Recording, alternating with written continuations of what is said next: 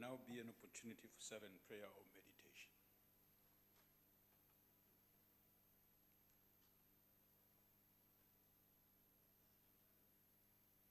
Thank you. You may be seated.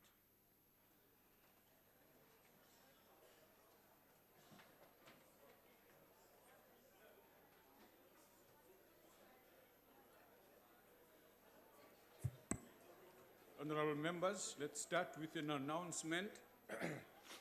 I wish to announce that the vacancy which occurred in the National Assembly, owing to the resignation of Mr. J.J. Metlua, has been filled by the nomination of Mr. H.B. Groenewald with effect from the 1st of August 2015.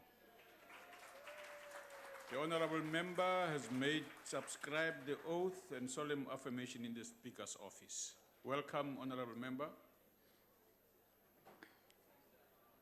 Notices of motion. Any member wish to give a notice of motion? Honorable Chief Whip of the Thank you very much, Deputy Speaker. I hereby move on behalf of the Democratic Alliance that at its next sitting, the House debates a failure of the Minister of Health to process regulations regarding brining, despite recommendations of his department and industry undertakings by the Minister of Agriculture. I so move. Thank you. Honourable Member. Honourable Deputy Speaker, on behalf of the National Freedom Party, I move that at the next sitting of this Honourable House, the members deliberate on the issue of police killings in South Africa, wherein police officers are brutally killed and are seriously injured at the hands of criminals with very little or no protection. I so move. Thank you. Honourable Kalako. Honourable Member. Thank you, Deputy Speaker. I move on behalf of the ANC that in its next sitting, the House debates ways of providing support for economic development hubs, nodes and linkages geared at developing historically black township. I so move. Thank you. Yes, honourable member. Thank you, Honourable Deputy Speaker. I hereby move on behalf of the Democratic Alliance that at its next sitting, this House debates the unreasonable cost of running and maintaining our foreign diplomatic missions and come up with solutions. I thank you. Thank you. Yes, honourable member. Thank you, Deputy Speaker. I move on behalf of the ANC that in its next sitting, the House debates measures geared at diminishing high death tolls in South Africa major roads. Thank you. Thank you. Yes, honourable member. Where is the light? Thank you, Deputy Speaker. I move on behalf of the African National Congress that in its next sitting, the House debates implementing more programs to curb the scourge of teenage pregnancy. I so move. Thank you. Yes, honourable member. Thank you, Deputy Speaker. I hereby move on behalf of the Democratic Alliance that at its next sitting, this House debates the lie of the EFF that they had between 40,000 and 50,000 supporters at their Johannesburg mass march recently, when independent research by formidable journalist Ray Hartley, as published in the Rand Daily Mail, reveals that at most 5,859 people attended the march. Point of order. Point of order. What's your point of order, honourable member? Honourable Speaker, we must not allow people to cast aspersions on the EFF, smuggling them through motions, nicodemously smuggling them through motions. Member, that thing must be rejected. Parliament will never, ever, not in our lifetime, debate such a thing. It's not going to happen. Honourable member. And he must withdraw. The EFF has not lied. The South African police services are the ones that said the Economic Freedom March had 50,000 people. Point of order. That's the SAPS number, it's not the EFF. Point of order. Honourable if you are intimidated by the Economic Freedom March, say that. Member. Don't come here to Parliament to mislead Parliament. Member. It's the police that said between 45,000 and 50,000 people marched 27 kilometers. Honourable members. I really take exception to you being told repeatedly that this is not a point of order and you continue to do it. I fail to comprehend why that is difficult to appreciate for the order of the House.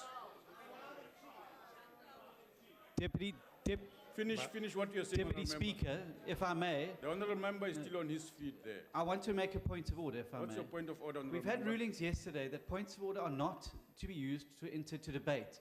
We are proposing this topic for debate. If the Honourable Lawsy wants to debate it, he can help us bring it up the line tomorrow at programming. A point Have of this order. debate.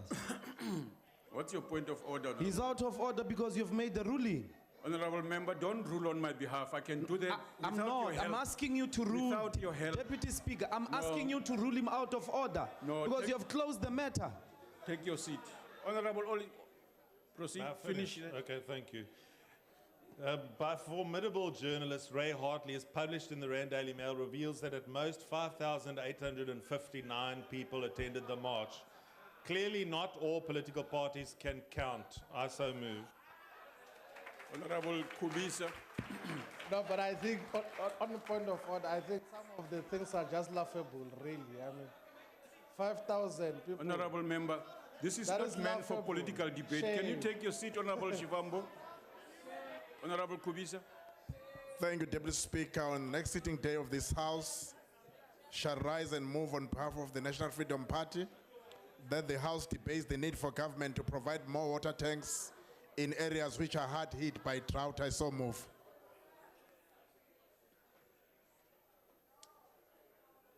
Honourable member there.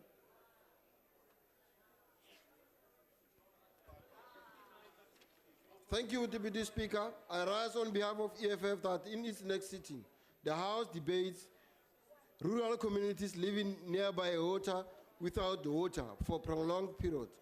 Handaleng, Marubing, and others that fall under Aseranyo municipalities do not have water. Thank you. Thank you. Honourable November. Thank you, Deputy Speaker. I move on behalf of the ANC that in its next sitting, the House debates the building of an extensive support network for small business and cooperatives. I thank you. Thank you. Yes, honourable member. Deputy Speaker, I hereby move on behalf of the Democratic Alliance that at its next sitting, this House debates South Africa's continued commitment to the fight against terrorism on the African continent. Thank you. Yes, honourable member.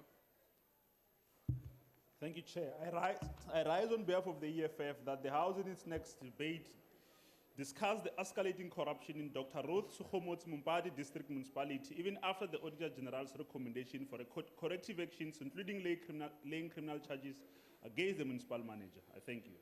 Thank you. Yes, honourable member.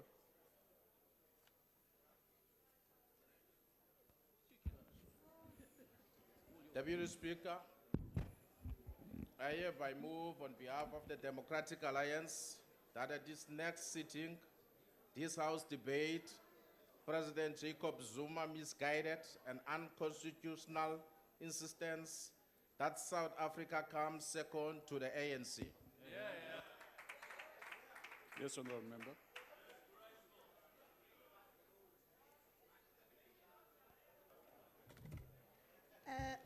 Thank you, Deputy Speaker.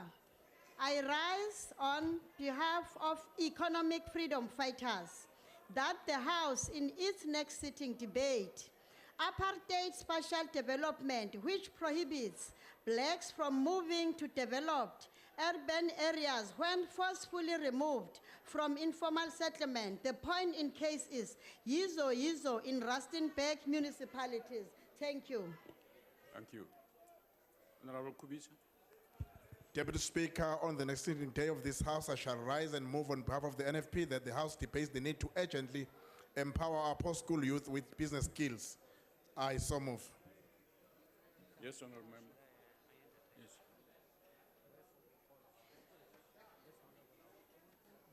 Deputy Speaker, I rise on behalf of the EFF that in its next sitting, the House debates the dangerous living conditions caused by mining operations. Case in point is the community of Daniel Scales in Northern Cape that is subjected to dust that will cause many illness from Idwala mine. I so move. Yes, honourable member. Thank you, Honorable Deputy Chairperson.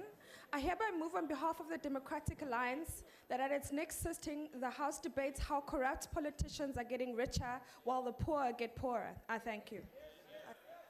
Yes, honourable member. Thank you, Deputy Speaker. I rise to move that in its sitting, the House must debate the DA's obsession with the EFF. Its psychopathological jealousy that the EFF has eclipsed the DA as the official opposition in South Africa. I so move. Yes, Honourable Mbata. Honorable Deputy Speaker, I rise on behalf of the EFF that the House in its next sitting discuss the dramatic increase of applications by South African business to the International Trade Administration Commission for help due to poor economic growth. Yes, honourable member. Thank you, Deputy Speaker. I hereby move on behalf of the Democratic Alliance that at its next sitting, this House debates the hypocritical stance of the EFF, claiming to be champions of the workers, yet losing cases at the CCMA with costs for unfair labor practices, as well as the suspension of Ms. Yuriksha Chetty, the Honourable Malema's former PA, and her impending CCMA case she has launched for unfair labor practices. I hereby move.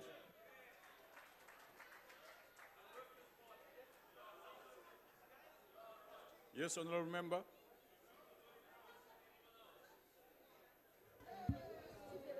Thank you, Chair. I move on behalf of the ANC that in its next sitting, the House debate the strengthening the primary health care services and broadening of the district-based health care program. I so move. Thank you. Yes, honourable member. Thank you, Deputy Speaker.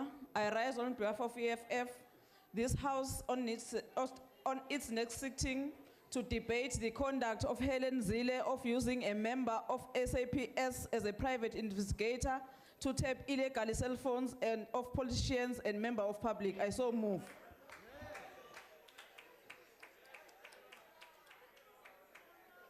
Honourable members, we now come to motions without notice.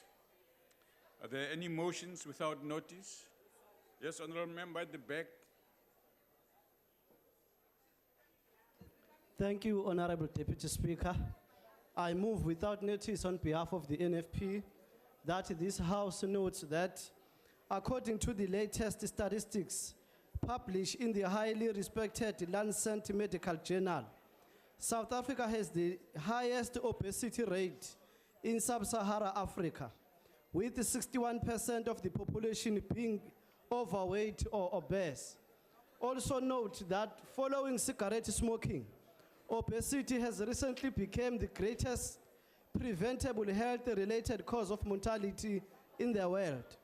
Further note that obesity caused largely by eating too much and not exercising enough is a Western lifestyle problem that has infiltrated the South African culture.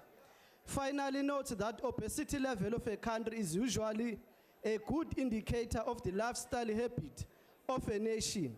And the findings of the latest study indicates that South Africa has a serious health problem on its hand.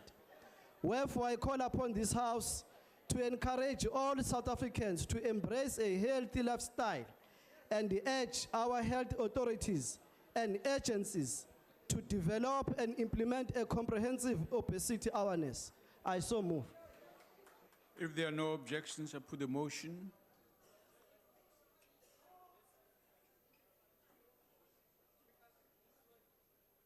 No objections, agreed to. Deputy Speaker. Yes, honourable member. I rise on behalf of the economic freedom fighters. For the House to note, to move without notice for the House to note that the Free State Health MEC Benny Malakwan corruption case was postponed for the 10th time on Monday.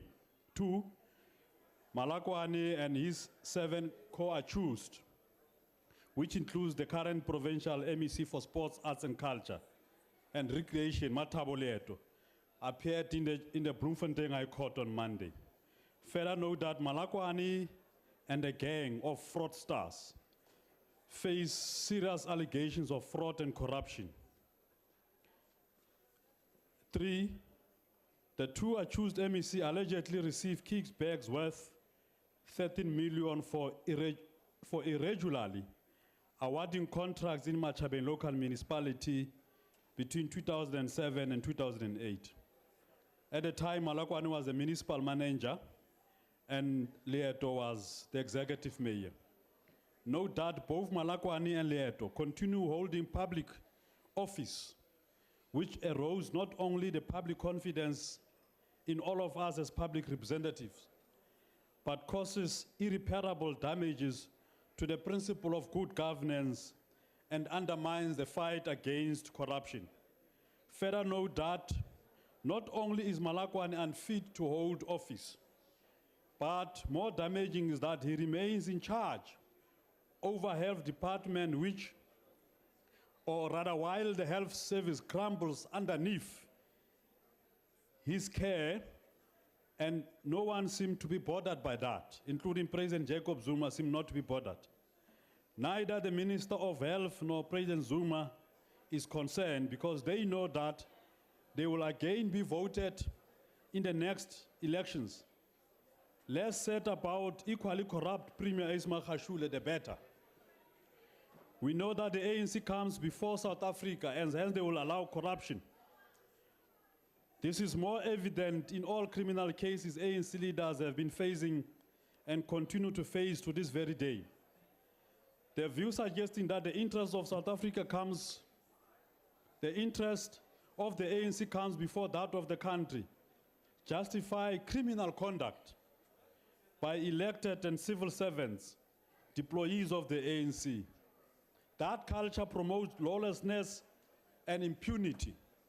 We call on the ANC government to dismiss Malakwani without any further delay, and it must place the interests of the people of Free State before the interests of Malakwani and some few corrupt elements in the ANC, and call lastly on South Africans to reject the ANC in the local municipal elections in 2016. I so move.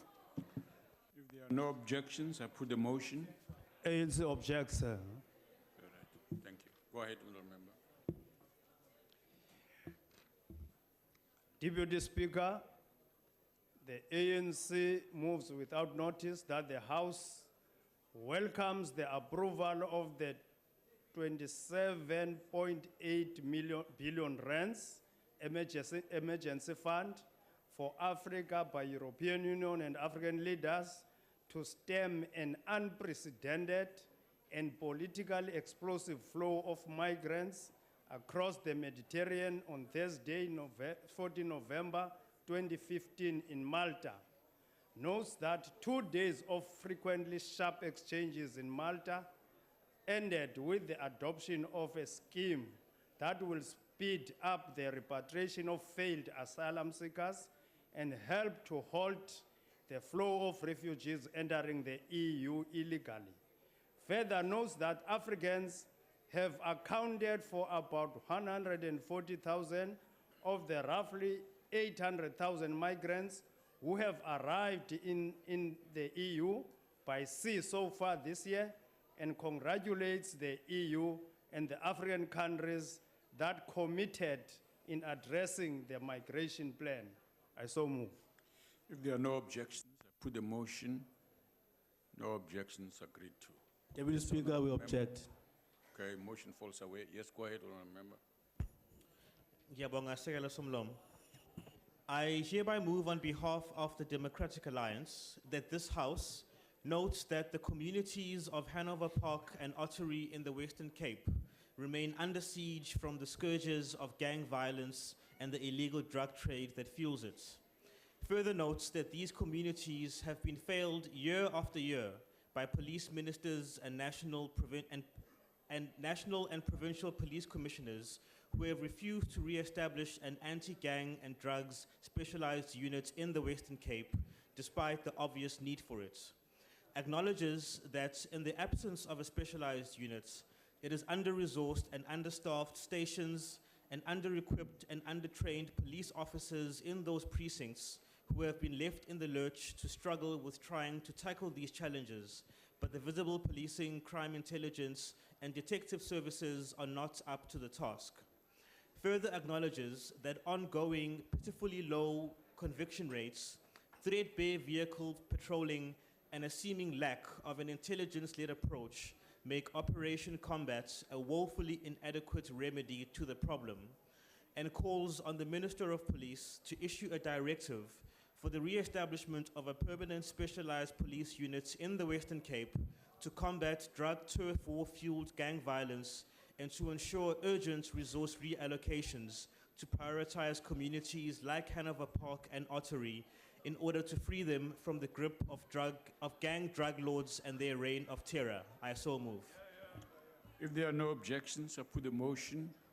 Yes, Honourable. Speaker, we object to a motion by collaborators and employers of gangsters. Honourable Member.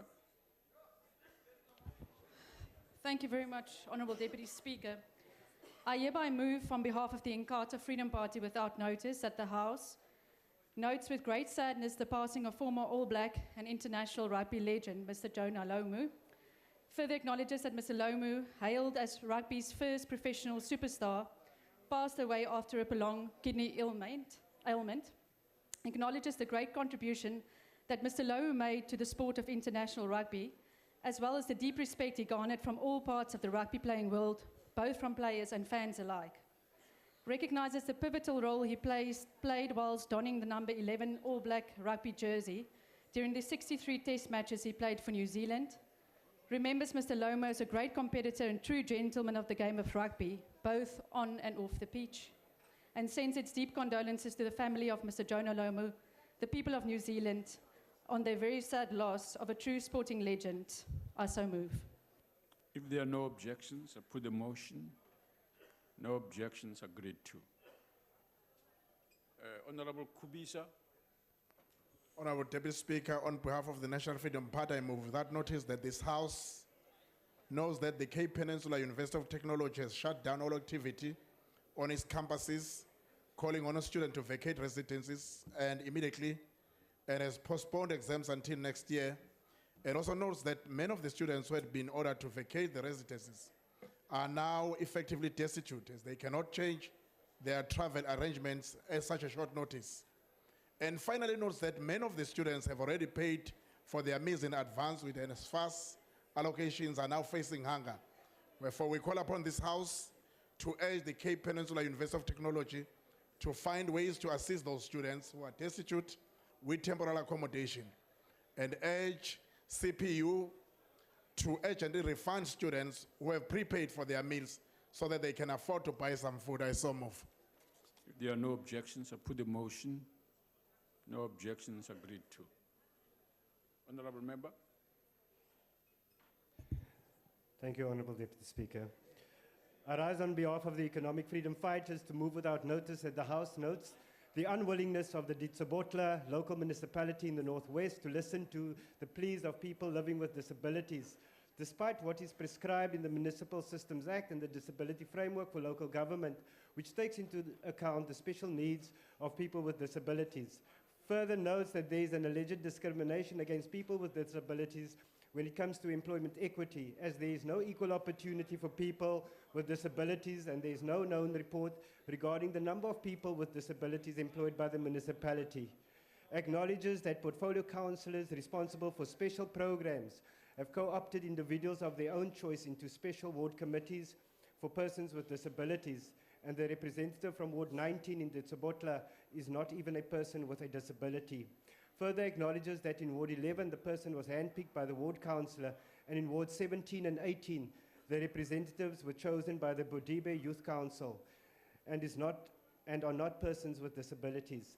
This goes against the global slogan for the disability rights movement, nothing about us without us. Further notes that the ANC, as the custodian of state power, has abandoned some of its own aims and objectives, namely to promote and to protect rights of people with disabilities Through the Tsabotla local municipality, the ANC has shown that it is no longer there. Further notes that the municipality doesn't have working lifts or wheelchair ramps. There is also no disability risk.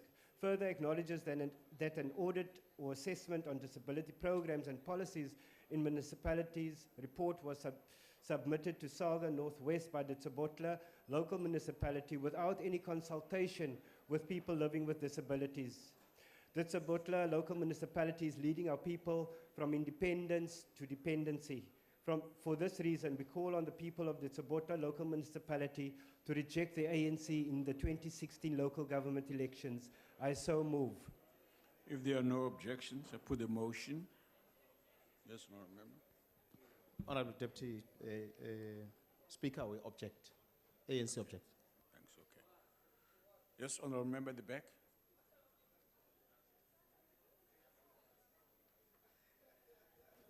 Thank you, Deputy Speaker. I rise on behalf of the EFF to move without notice that the House notes that one of the virtues required from a leadership of a developmental state is commitment not to lie about the conditions of the people and at all times be honest about the work done to solve problems facing the people. Further notes that this seems not to be a virtue with Minister Senzeni Zokwana in what believes in. Twice already this year, we have raised our concern to the minister about the plight of workers at Magwati farm in Lusikisiki, Eastern Cape. These workers have not been paid for the past 20 months. Acknowledges that Minister Zokwana first dismissed us as liars, saying that workers at Magwati were paid. And secondly, acknowledged that there were problems, but that he was solving those problems. Further acknowledges that everything the minister said in this House about the plight of workers at Magwati was a lie, and that this department has done nothing to solve this problem. He has not even visited the farm to speak to the workers, Yes, as he claimed to have done when we last asked him. Honourable Member, hold on. Yes, Honourable Member. The Honourable Member knows that if any accusation is levelled against any member of this House, should be done so through a substantive motion, not through the back door like she's done. She must withdraw. Chair, Deputy Speaker. Yes, what are you raising on? The principal approach that we have taken with regards to motions without notice is that you allow a motion without notice to be read until its completion, and then you've got an opportunity to object. So the chief whip of the majority party should be patient, allow the truthful motion to be read until its completion, and then we're going to give you an opportunity to object. But the truth will have been delivered that people are lying about Makwati Farm, where they say they've made interventions and have not made it. Allow the mission to be completed and subject it to the test of the House, please.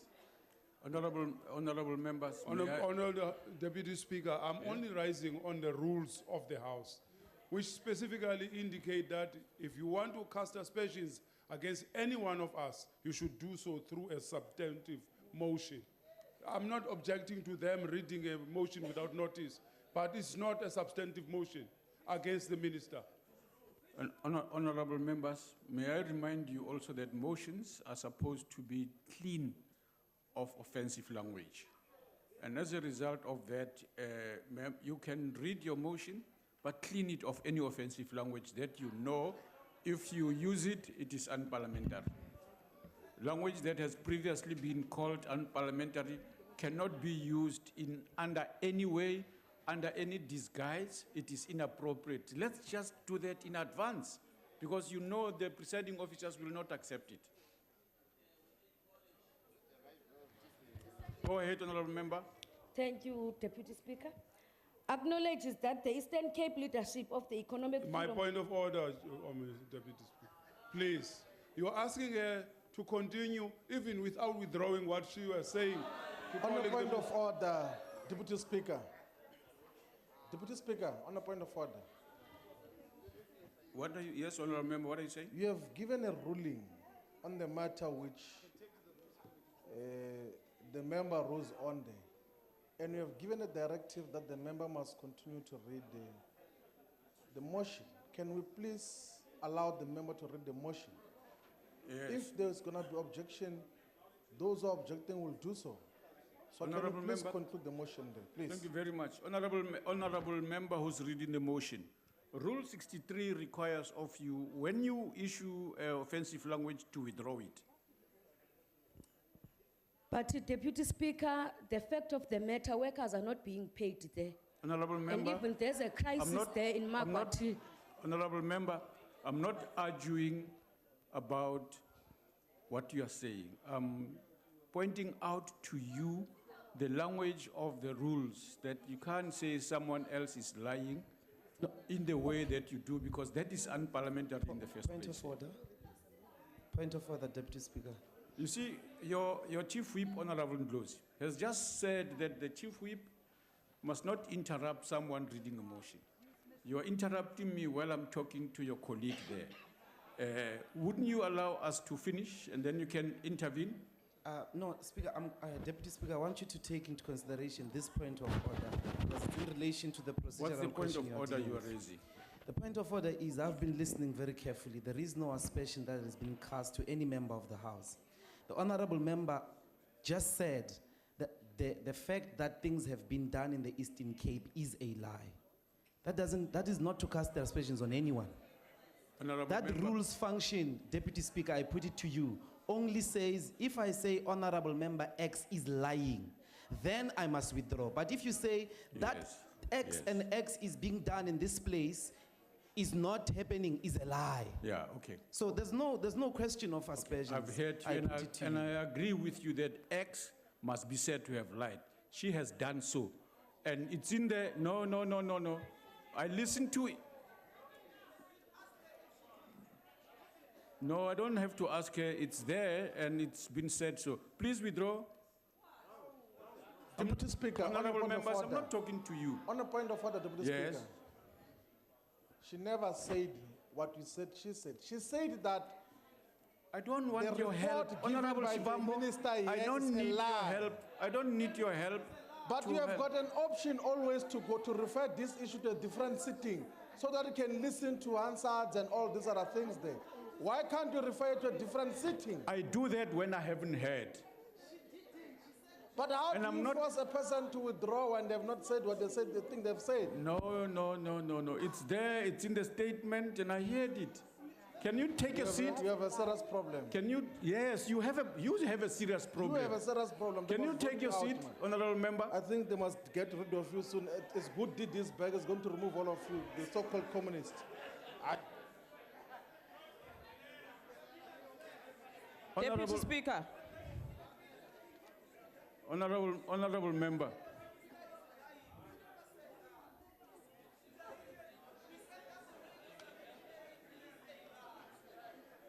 Honorable member. Deputy Speaker. No. You are not allowed to do that. Can you take your seat, honorable member? Go to your seat. No, but Deputy Speaker, I'm having here with a motion. I want to reread what my member has read here.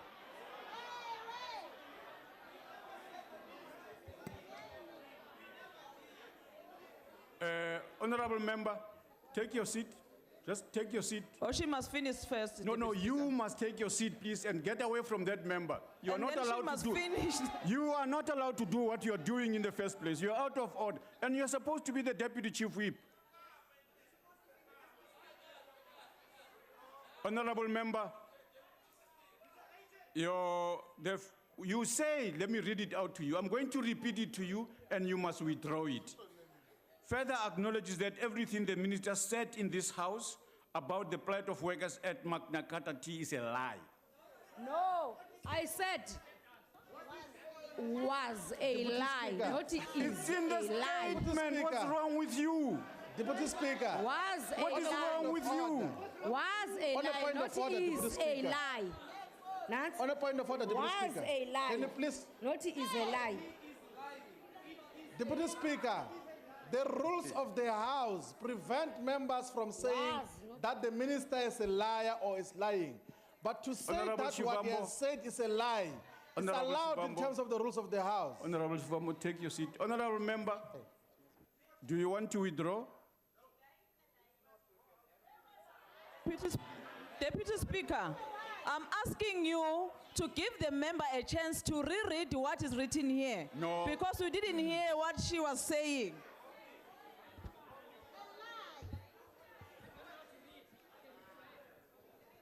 Honorable member, are you going to withdraw or not? I'm talking to you, honorable member. Speak. For what, Deputy Speaker? I have told you, I read it out to you. I didn't say is a lie. I've said was a lie, not is a lie. The statement that he was saying there. Honorable member, you are not an ability-free zone. You understand what I'm telling you. Withdraw that statement. If Minister is misleading the House. If you refuse to withdraw, I suggest that you leave the House because you refuse to accept. No, Minister is misleading the House. No, I've made a ruling. I've just withdrawn lie. I've said Minister misleading the House. Sorry, Your withdrawal must be unconditional. Sorry, Sihlalo ngaphambili. No. Sorry, Baba. I'm in the middle of handling a matter. Honorable member, take your seat. No, khona ngifuna ukukubuza mina. No. Amanga kuthiwa Take your seat. yini? Take honorable. Sicela ke nisitshele ukuthi amanga funeka sithi yini lana. Honorable Kaula, you are also out of order, and you are not allowed to use offensive language in the House.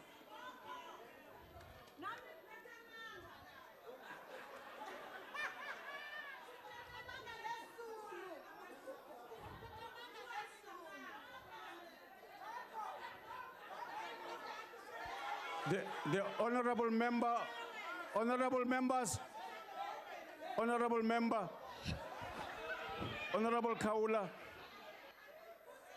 honorable Mamela, honorable member, honorable Kaula, you and the members standing there, both of you, I name you. I name you, honorable members, and you know what that means. You must take the responsibility. If you refuse to leave the House as is required of you when you are named, you must make sure that you are not into this House tomorrow as the rules decree. Deputy Speaker. Deputy Speaker.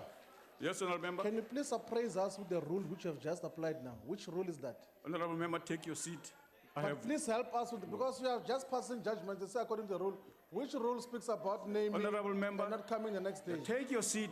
You will know what the rule is as soon as possible. Can you please tell us now so that we are able to know what we are dealing with? Take your seat, honorable member. You know the I have levels ruled, of incapacity. and please do that, yeah. Honorable Shivambo. But where is the rule? You are behaving in an acceptable manner.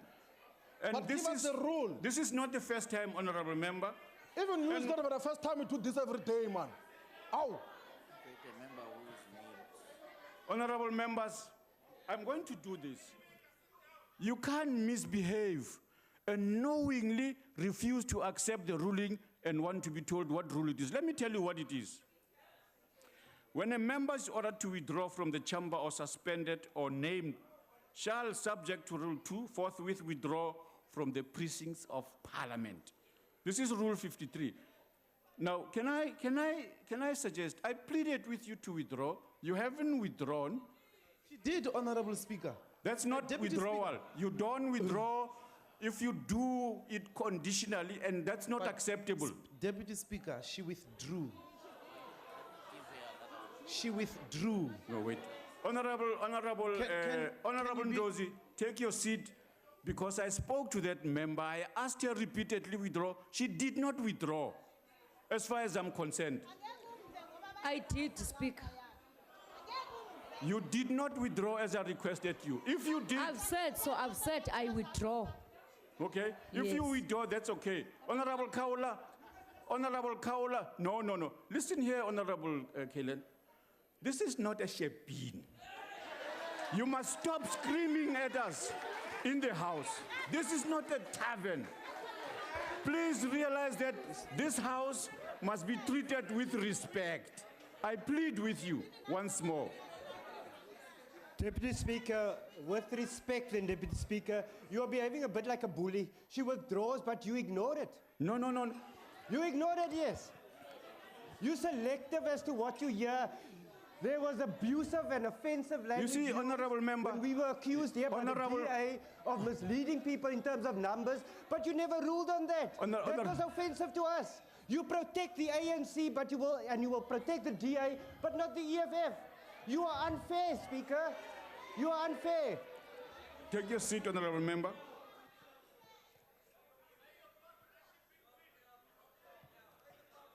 Honorable Kaula, I asked you to withdraw your words and the language you used there, including waving that paper that you said and what you said there. That's exactly what I said, that honorable member behind you must withdraw. I've heard her withdraw.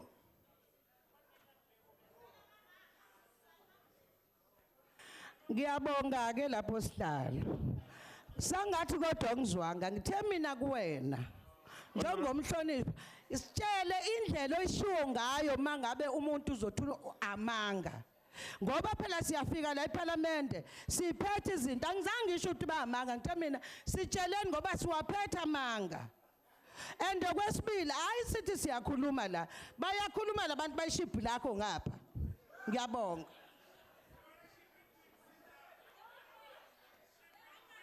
The ruling I made on Honorable Kaula stands.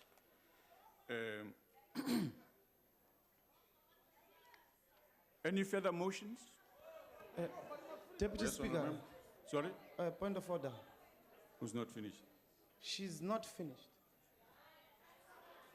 About Magwati Farm.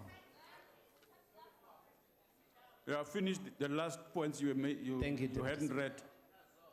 Thank you, Deputy Speaker.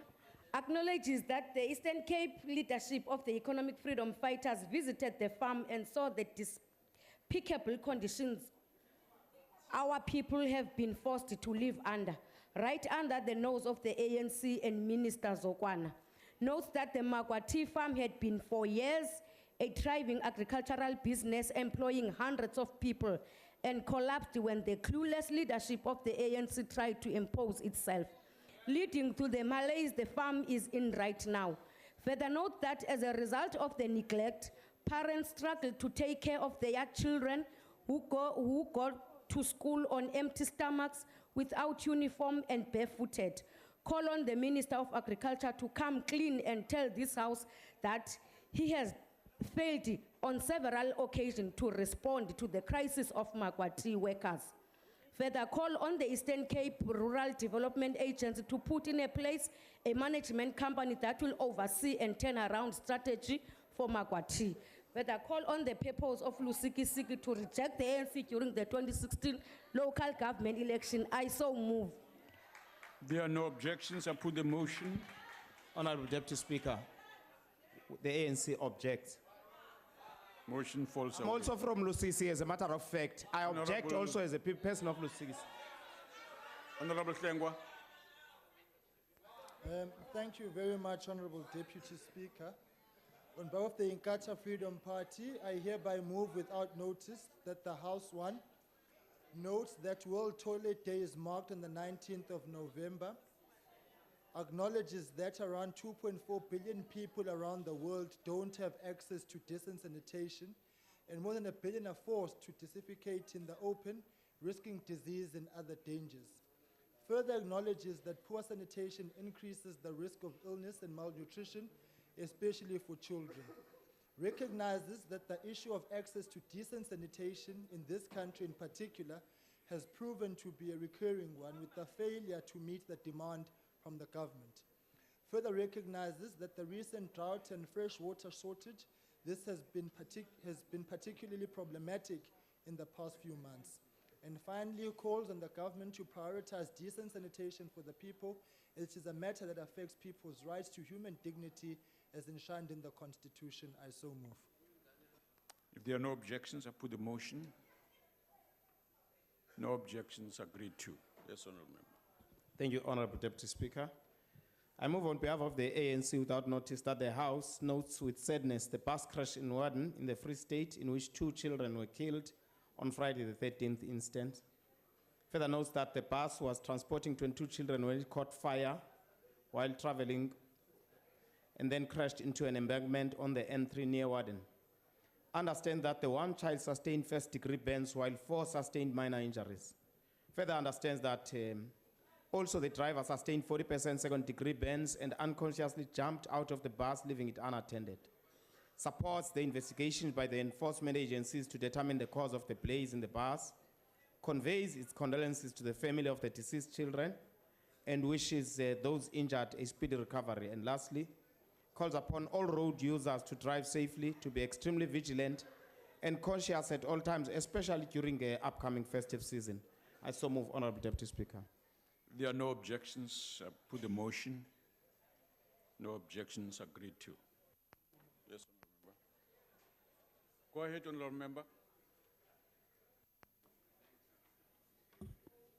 The African National Congress moves without notice that the House notes that 25 November is regarded as the International Day for the Elimination of Violence Against Women, believes that the violence against women is a human rights violation, further believes that everyone has a responsibility to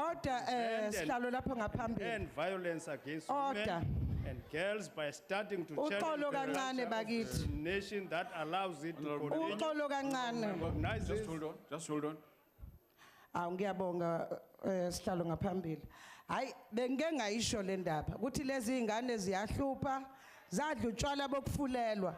Kuyimanje ziloyibhalana nezincwadi la. Bakhumbule esikoleni into babeyenza behambisa incwadi ngaphansi kwamadesk. Awubatshatha khona esikoleni la nakhona enganeni. Senda labantu eParliament labo lezingane. Siyabonga.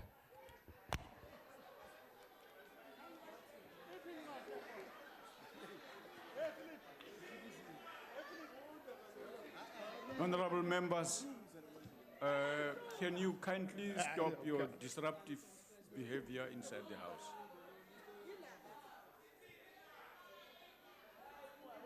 Go ahead, Honorable Member. Recognizes that the costs and consequence of violence against women and children last for generations. Further recognizes that violence against women and girls is not inevitable and prevention is possible and essential, and calls upon all South Africans to galvanize action to end violence against women and girls, especially during the 16 days of activism against gender-based violence campaign. I so move. If there are no objections, I put the motion. No objections, agreed to. Yes, Honorable Member. Thank you, Deputy Chair. I hereby move on behalf of the Democratic Alliance that this House notes that Sawisa Lawrence Mahani, a 23-year-old from Groblersdal in Limpopo, was selected to take part in the world's longest ocean race. Also notes that Sawisa has never been on board a boat before. Notes that Sawisa lost his parents at a very young age and was forced to be the head of a child-headed home, where he was assisted and supported by the Ndlovu Care Group. Acknowledges that Sawisa was one of the 8 young South Africans who were chosen to take part in the world's longest ocean race as part of the Sapinda Rainbow Foundation relay team. Acknowledges that Sawisa and 7 other young ambassadors are sailing from Cape Town to Western Australia with a South African-sponsored team on the ICASA Cole, a 70-foot ocean racing yacht, which will be crewed by amateur sailors under the command of professional skippers. Further acknowledges that the team who've started race 3 of the relay will cover 4,845 nautical miles across the notorious Southern Ocean, and congratulates Sawisa and the other young ambassadors who have been selected to participate in this event, and we are confident that they will hold the South African flag high. If there are no objections, I put the motion. No objections, agreed to. Yes, Honourable Member at the back.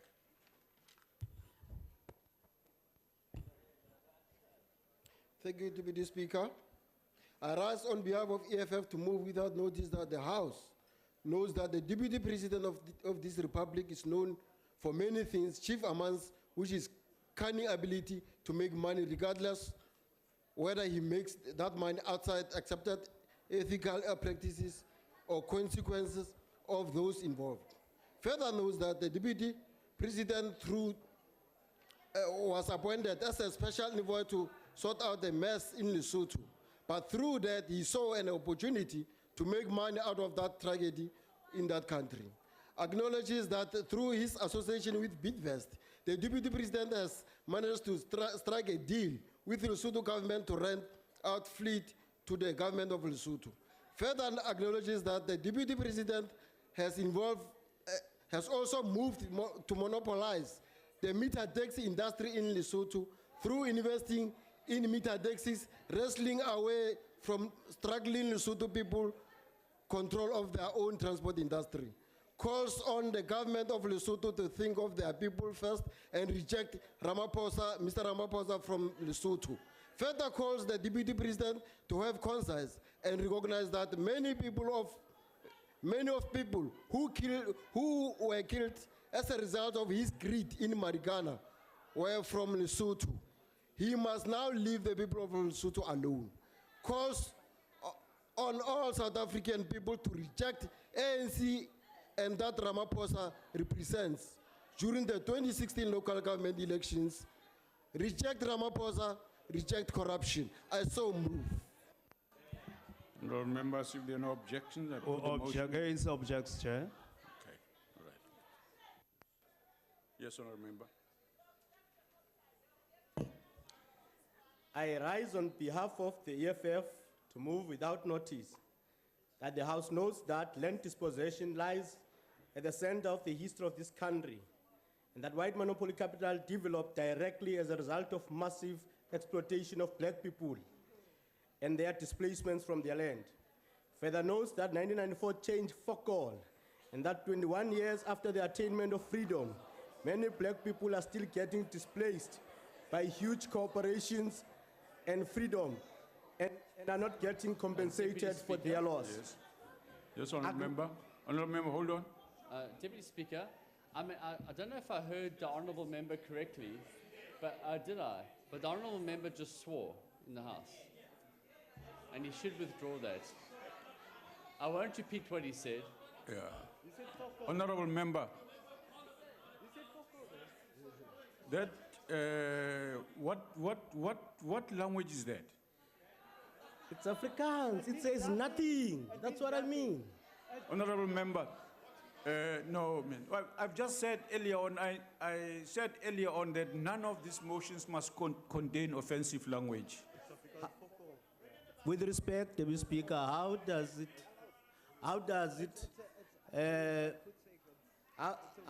focal means? How is it offensive? We don't speak like that in the House, Honourable Member. You've just repeated the word. Please withdraw that. Speaker, may I address you? To say what? To say what? Mag ek u aanspreek? Die woord fokol beteken eenvoudig niks. Honourable Member. Dit beteken eenvoudig niks. U verstaan my nie nou nie. So hoe weet u? Gaan jy hulle woord aanvaar oor myne? We don't speak like that in the House. Dit beteken niks. Nee, dit beteken nie niks nie. Dit beteken niks. Wat jy nou sê beteken niks. The member will withdraw that word. Die woord is nie aanvaarbaar nie. Asseblief, trek dit terug. I withdraw my understanding of focal as nothing. I withdraw, Chair. That's Honourable Member. When you withdraw, please do it unconditionally. It's just clean. It's just clean if you do it that way. I withdraw, Deputy Speaker. Thank you very much.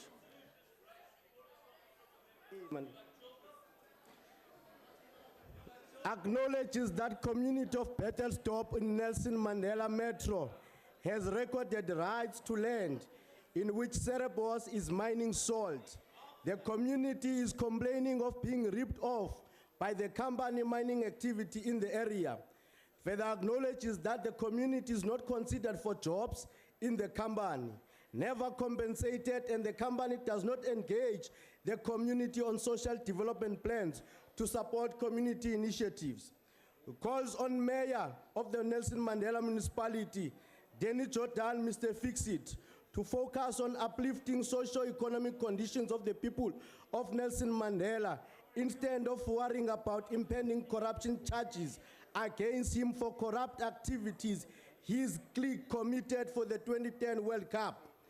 Further call on the people of Nelson Mandela Metro to reject the ANC during the 2016 local government and also reject the reactionary DA in Nelson Mandela. Thank you.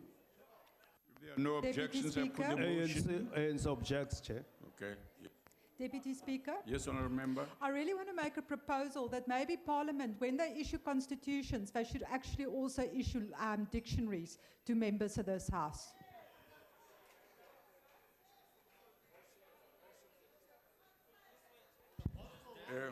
Deputy Speaker, yes. may I address you? Yes, Honourable Member. Deputy Speaker, this House must consist of members who share a basic core of civility. I sit next to the EFF MPs to my left, and I just want to register my deepest objection to the use of words that do not belong in this House or any other House.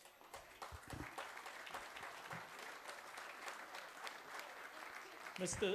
Deputy Speaker, Deputy Speaker, the man is on the. Deputy Speaker, the honourable member. I'm rising on a point of order. I'll give you a chance to speak. Take your seat. But please. Deputy Speaker, it's procedural. Deputy Speaker, it's procedural. Deputy Speaker, It is also let me Deputy just say, Speaker, I'm it's addressing. procedural. I am It's addressing. procedural. It's procedural. You have ruled on the matter. You have ruled on the matter. The member has withdrew.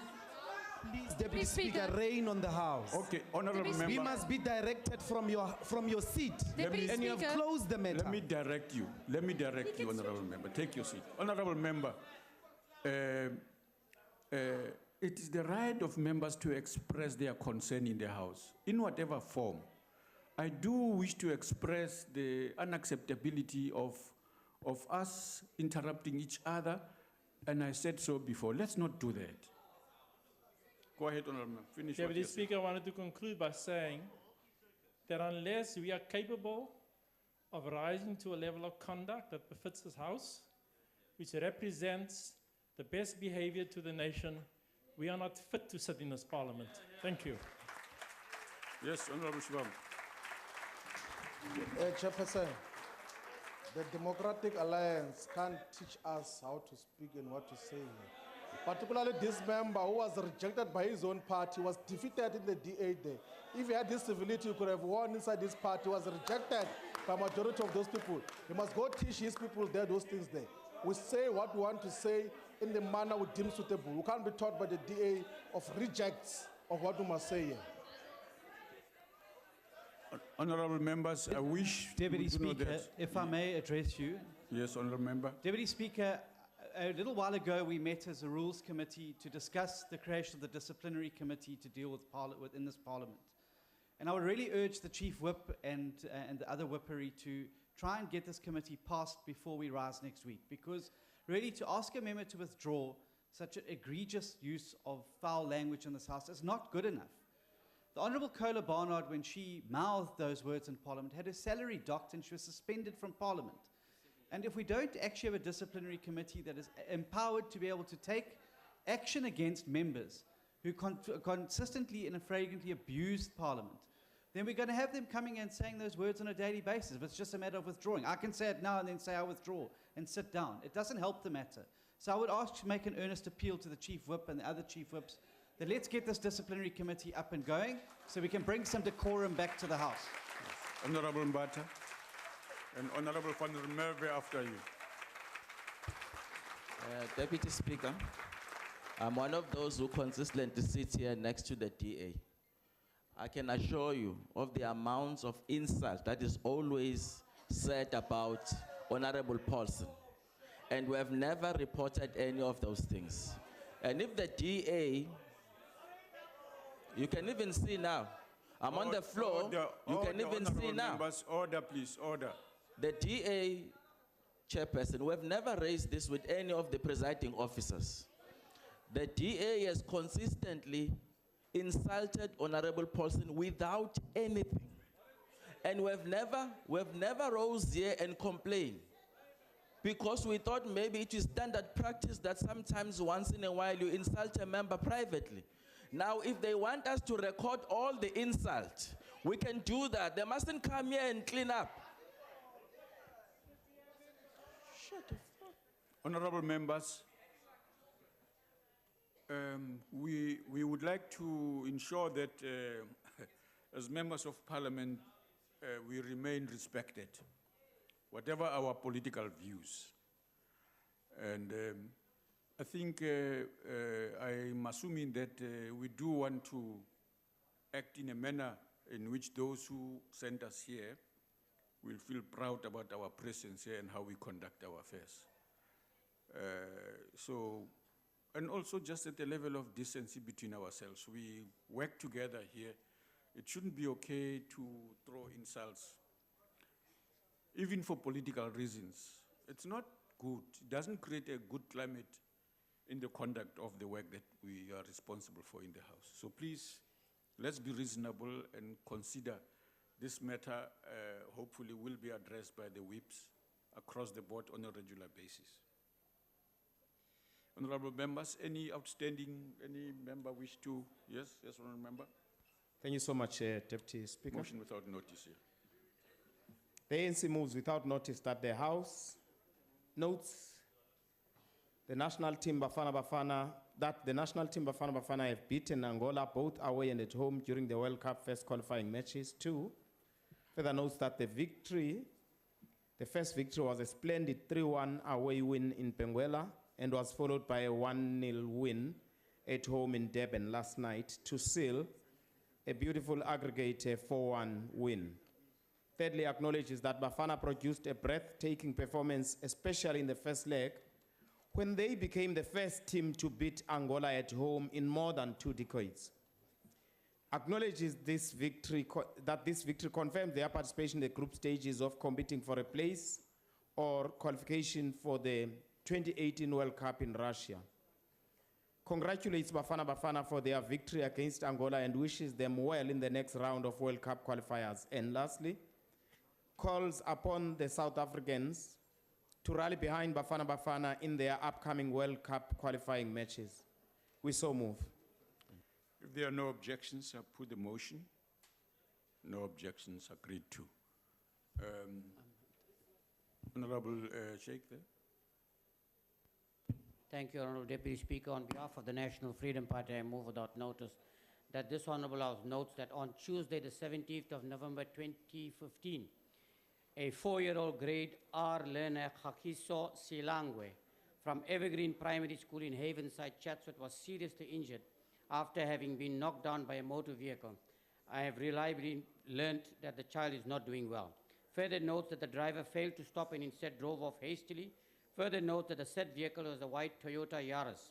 Note that when the road was recently resurfaced, the speed humps were removed but not replaced.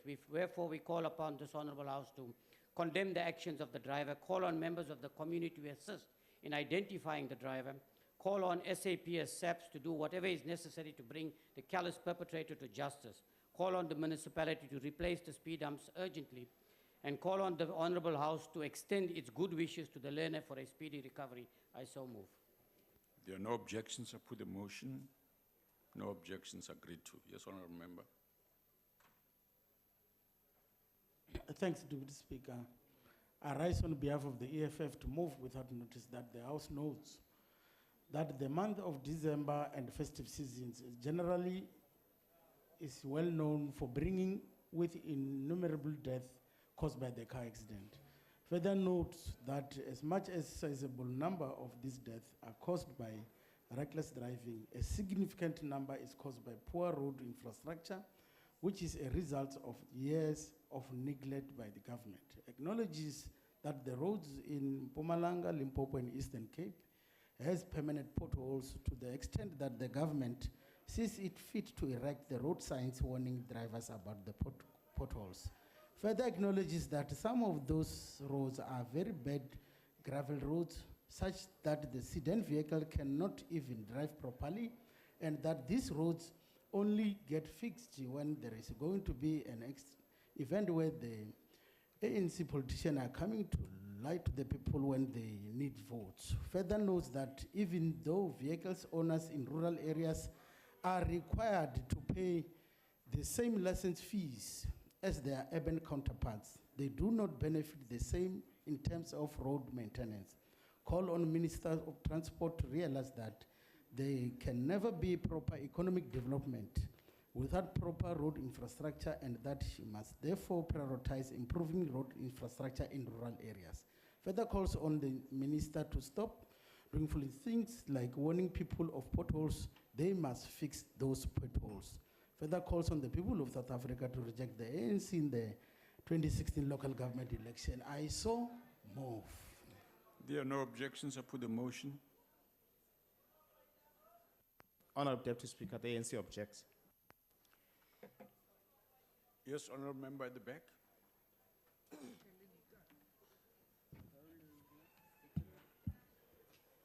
I hereby move on behalf of the Democratic Alliance that this House notes that yesterday, the 17th of November, the Chris Hani Baragwanath Academic Hospital in Soweto experienced a power cut. Also notes that the loss of power came as a result of alleged cable theft in the area. Further notes that a generator to power the intensive care unit did not function immediately, and patients had to be evacuated to the recovery theater. Expresses concern over yet another generator failure at this hospital, placing the lives of many sick patients at risk. Thanks the brave doctors and nurses of Chris Hani Baragwanath Academic Hospital, whose swift action and intervention quite possibly saved lives. I so move. If there are no objections, I put the motion. No objections agreed to. Yes, honorable member. ANC moves without notice that the House congratulates Tokyo Squale for being among the top 5 candidates nominated for FIFA. Further notes that Tokyo Squale, Gianni Infantino, Jerome Champagne, Sheikh Salman Khalifa, and Prince Ali bin Al Hussein are the 5 candidates ratified by FIFA ad hoc electoral committee following the conclusion of an integrity check. Believes that with such a credible credentials, skills, and experience, Tokyo Square is a credible candidate that can successfully lead FIFA to its former glory. Further believes that this is an African century, therefore it's time for Africa to have its own candidate to represent it as FIFA president, and calls upon South African football lovers and the Confederation of African Football to rally behind Tokyo Squale and support his candidacy for the presidency of FIFA. I so move. If there are no objections, I put the motion. Deputy Speaker? Yes. It's a bit confusing, and I seek your guidance. When we came here to propose the same motion, the ANC objected. And now because Tokyo Squale has been shortlisted, they bring back the motion to the House. It's a bit opportunistic. I mean, they rejected it. So how do you deal with something that they rejected that must then come back? It's a bit of an opportunism that... Point of order. Yeah. On a point of order. Let me clear the confusion.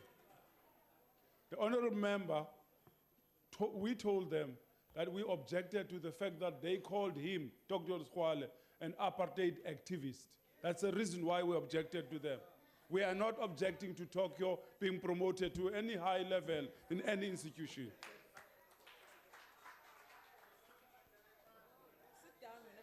Deputy Speaker? Honorable member. That is not true. This is opportunism. We object to this motion. It's opportunism. Honorable member. I hereby move on behalf of the Democratic Alliance that this House notes the large amounts of unused state-owned land throughout all areas of South Africa.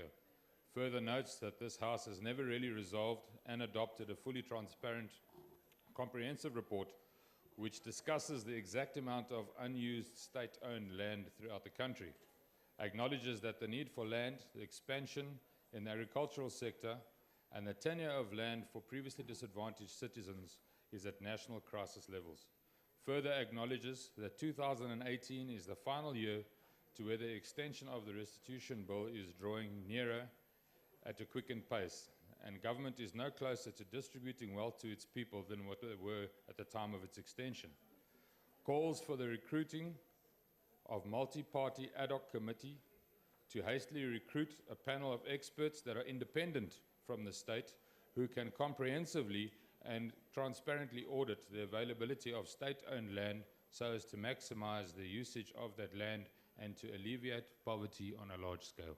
I so move. If there are no objections, I put the motion. Honorable Deputy Speaker, the ANC objects. Honorable Sheikh. Thank you, Honorable Deputy Speaker. On behalf of the NFP, I move without notice that this Honorable House notes that 3 police officers accused of shooting dead a suspect were denied bail in the Kruger Magistrate Court on Friday, and also notes that the magistrate rejected their bail application. Further note that in terms of Section 35(3)(h) of the Constitution, every accused person has the right to a fair trial, which includes the right to be presumed innocent. Moreover, notes that the accused policemen all have fixed residential addresses, pose no flight risk as they had insufficient means and have families, and all met other preconditions for bail. Finally, note that by taking a decision to deny bail, the court effectively found the accused policeman guilty, which is not the purpose of a bail application. Further notes that this sends a wrong message to criminals in this country. Wherefore, we call upon this Honorable House to express its concern at the premature finding of guilt by the court in contravention with the provisions of our Constitution, and urge members of judiciary to refrain from treating bail applications as a platform to pronounce on a guilt or innocence. Further calls on the authorities to treat all equally before the law. I so move. Thank you. If there are no objections, I put the motion. No objection, agreed to. Any further notice? Yes, Honorable Kuisa. Honorable Deputy Speaker, on behalf of the NFP, I move without notice that this House notes that on Tuesday, 17 November, at least 32 people were killed and 80 wounded after an explosive device went off at a market in northeastern Nigerian city of Yola. Also note that it is still unclear who is responsible for the blast, but the armed group Boko Haram has carried out attacks on Yola in the past, including suicide bomb attacks and other bombings, and are suspected of being behind the latest blast. Finally notes that the suspected perpetrators, Boko Haram, have pledged allegiance to Islamic State and killed thousands of people in the northeastern part of the country during the last 6 years. Wherefore, we call upon this House to express its condolences to the people and the government of Nigeria at the tragic loss of civilian lives in the bomb blast. Urge the African Union to make every effort possible to facilitate peacekeeping efforts in the strife-torn northern part of Nigeria. I so move. If there are no objections, I put the motion. No objections, agreed to. Honorable members, we now move to the next order. The Secretary will read the first order of the day. Decision of question on second reading, division of revenue amendment bill. Honorable members, I wish to remind you that on Thursday, 12 November 2015, the decision of the question on the second reading of this bill was postponed. Are there any objections to the division of revenue bill being read a second time? Okay, I now put the question. Those in favor will say aye. Those against, no. I think the ayes have it. Deputy Speaker, the DA calls for division. Thank you. Okay, the division having been called, the bells will be rung for 5 minutes.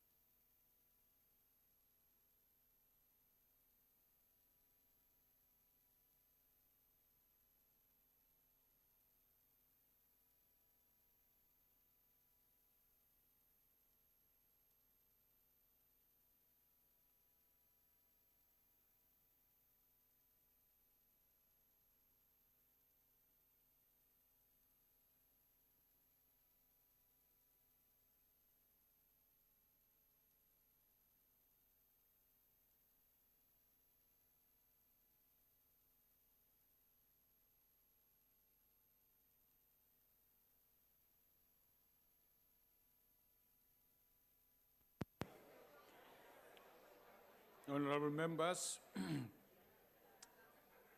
I would like to remind members that they may only vote from their allocated seats. Settle down, members. When requested to do so, members must simply indicate their vote by pressing the appropriate button below the yes, no, or abstain button. The member may thereafter press the correct button in case.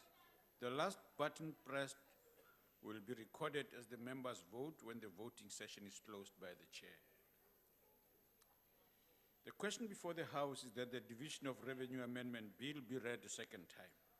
Are all members in their allocated seats? Voting will now commence. Those in favor of the bill being read a second time should press the yes button. Those against, no. Those wishing to abstain should press the abstain button. Have all members voted rather? The voting is now closed.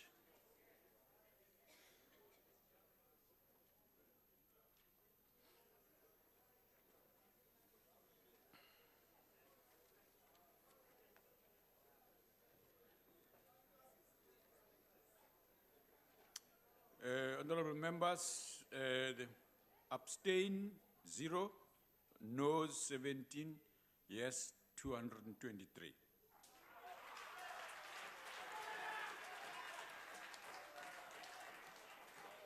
The decision is therefore agreed to, and the Secretary will read the bill a second time.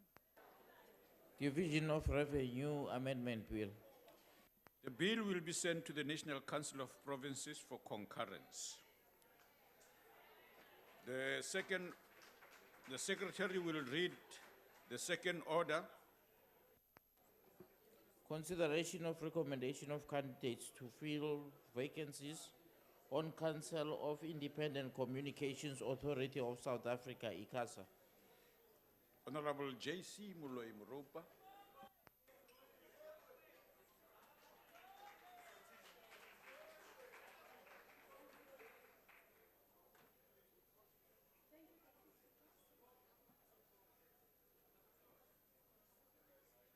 Button on the right.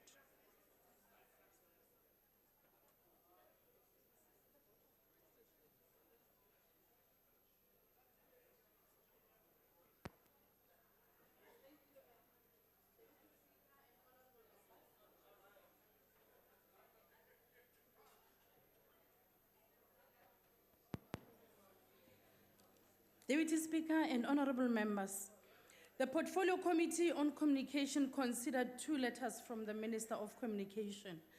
The first one was informing the Assembly of 4 vacancies of the Independent Communication Authority councillors, and the second one was informing of 1 vacancy, which all in all constitute 5 vacancies. A subcommittee was formed for shortlisting and appointment consisting of members from various parties as per ratio of this House. The committee advertised the call for nomination of persons to serve in the ICASA Council. 85 nominations were received and considered by the committee. Honorable Deputy Speaker, because the report is here for the second time, I will actually sum up most of the issues because they were brought before the House. The report of the committee was considered by the House on Tuesday, the 23rd of June, 2015. Following an objection regarding Mr. Tenteni, one of the recommended candidates, the report was subsequently referred back to the committee for further consideration. On the 3rd of November, the committee met to consider the referral from the House. After the corrections were reflected in regards to vetting process of the State Security Agency of the personnel security checks for Mr. Tenteni, the committee agreed that Mr. Tenteni's name be removed from the list of the recommended candidates for appointment. The committee's recommendation for this House will therefore be centered on 4 ICASA Council vacancies that the minister has to fill. The committee will advertise 2 vacancies subsequently from this process. The first one will reside from the dropping of the name from this process, and the second one, it is a vacancy that arose after the chairperson's term of office, the ICASA chairperson, that the term of office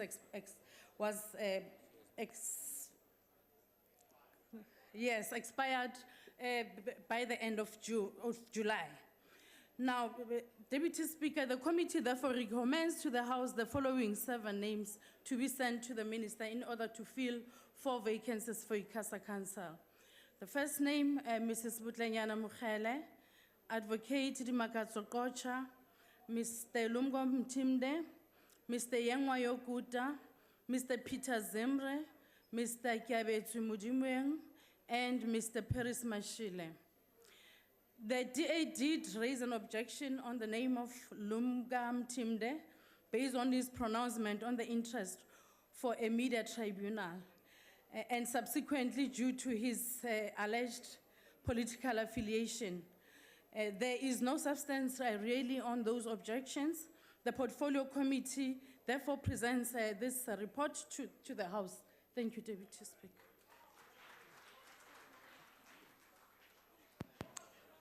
Honorable Member, you did not indicate that you guys would like to do a declaration. Go ahead, we notice that's what you are here for. Next time, Honorable Waters, indicate in advance. Thank you, Honorable Deputy Chairperson.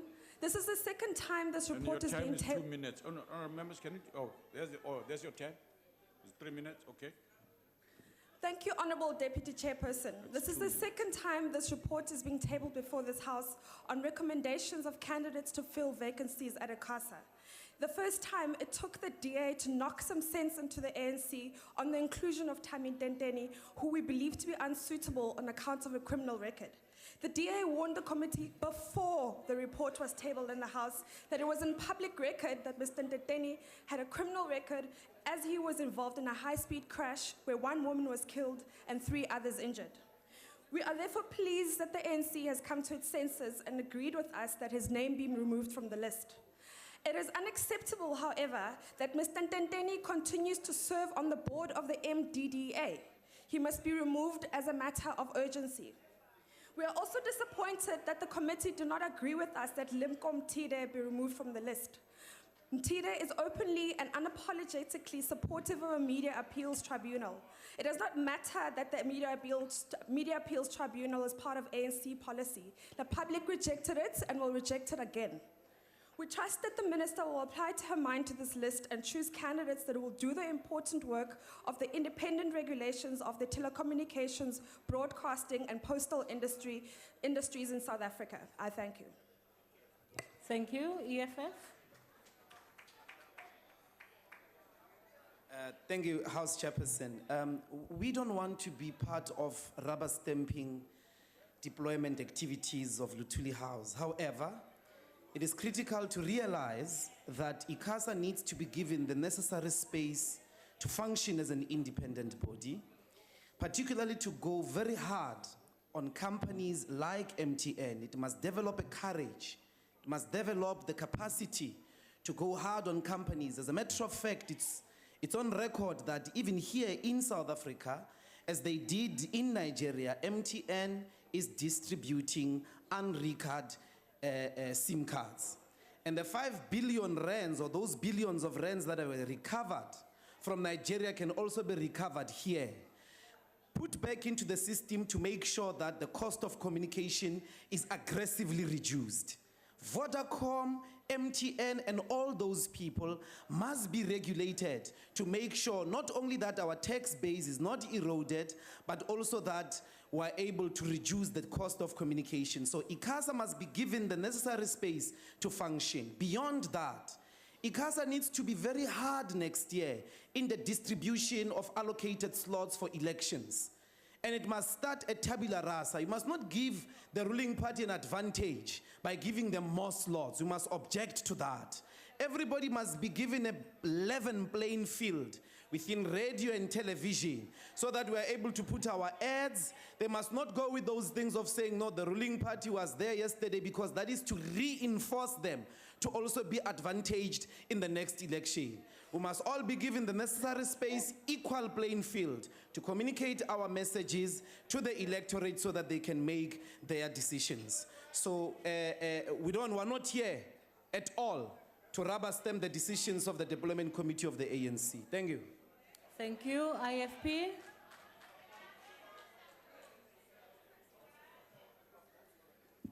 Thank you very much, Honourable House Chairperson. The matter before us today has led to a number of important questions being asked about the way in which Parliament nominates individuals to serve on boards and councils.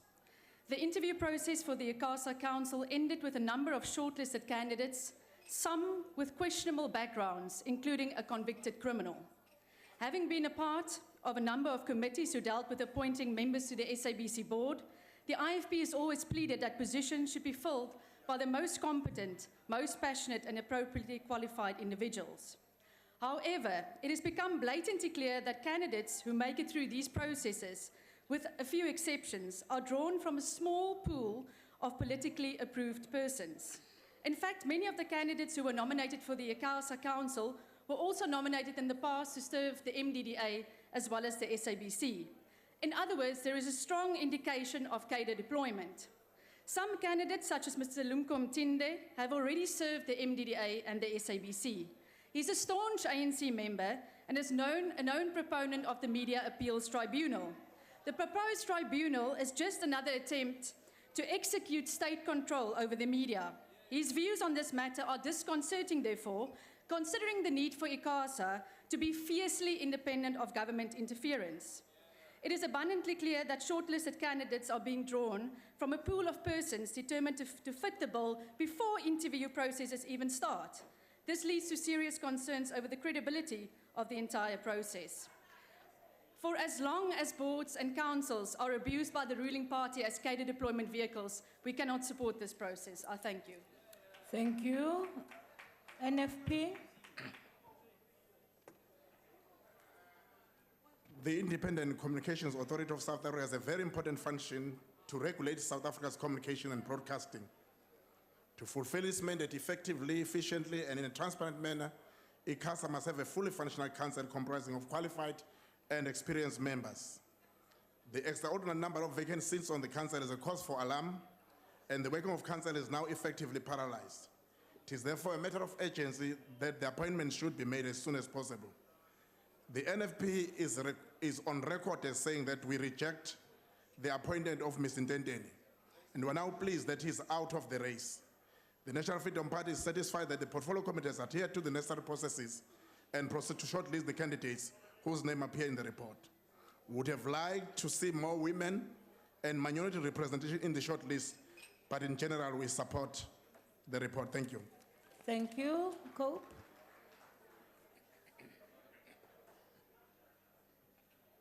Thank you, Chairperson. On the 5th of May, the subcommittee shortlisted 12 candidates to fill the 5 vacancies on the ICASA board.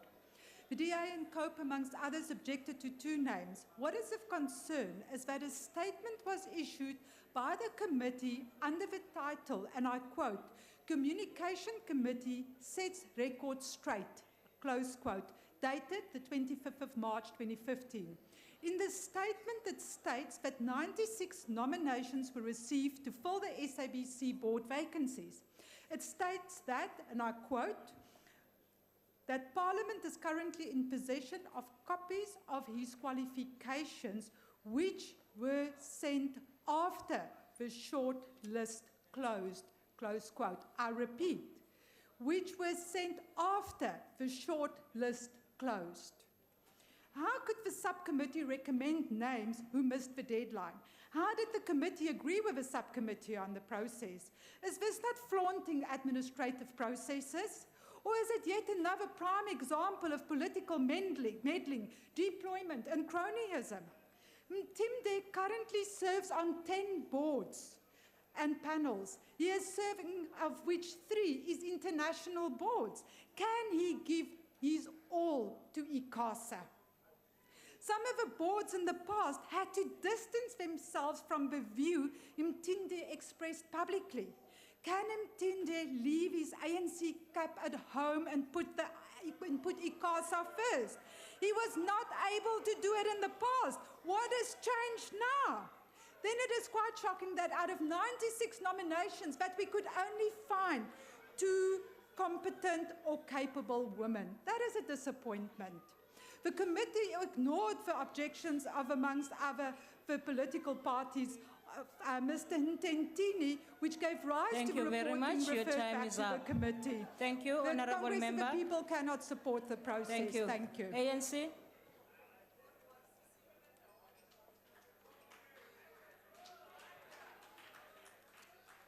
Thank you, Honourable Chairperson.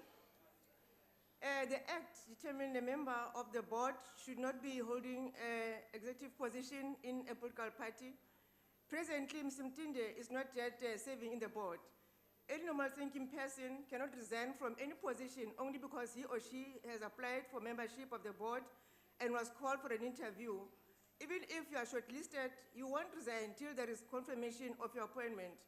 If indeed the candidate, who is of course a potential board member, was holding a position in a political party, he or she would resign pending confirmation of the appointment. If there is information which is contrary to the Act, we would appreciate the sharing of the information. People fought against the secrecy bill, but the other ones who are actively involved in secrecy, even when the secret is to the detriment of the institution. Over and above, every board has rules to abide with. That is our main concern.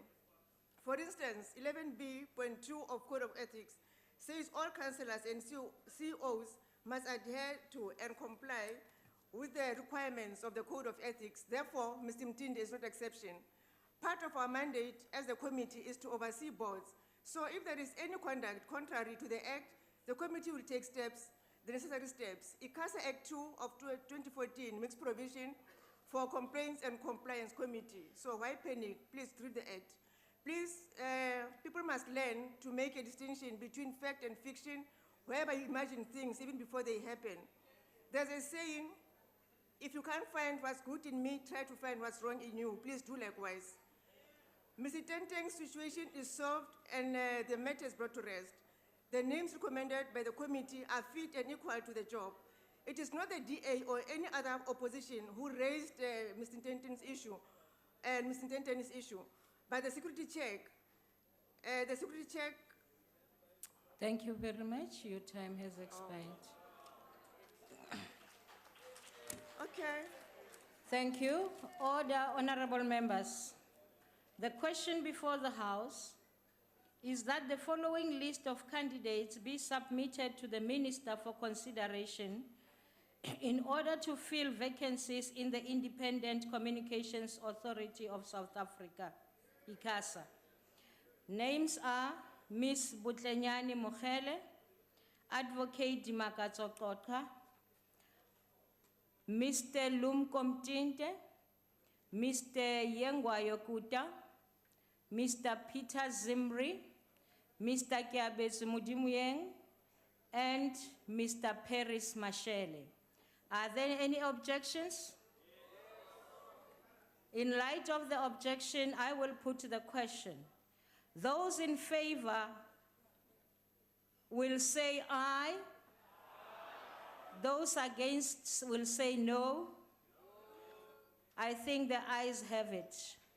Honorable Steenhuisen. Madam House Chair, in terms of Section 1935B of the Constitution, we require for commissioners to enjoy a majority of members of the Assembly support. The only way you're going to be able to determine that is through a division, and we therefore call for one. We are aware of the constitutional implications, and the division will be called, has been called. We will give members 2 minutes. The bells will be rang for 2 minutes. Thank you.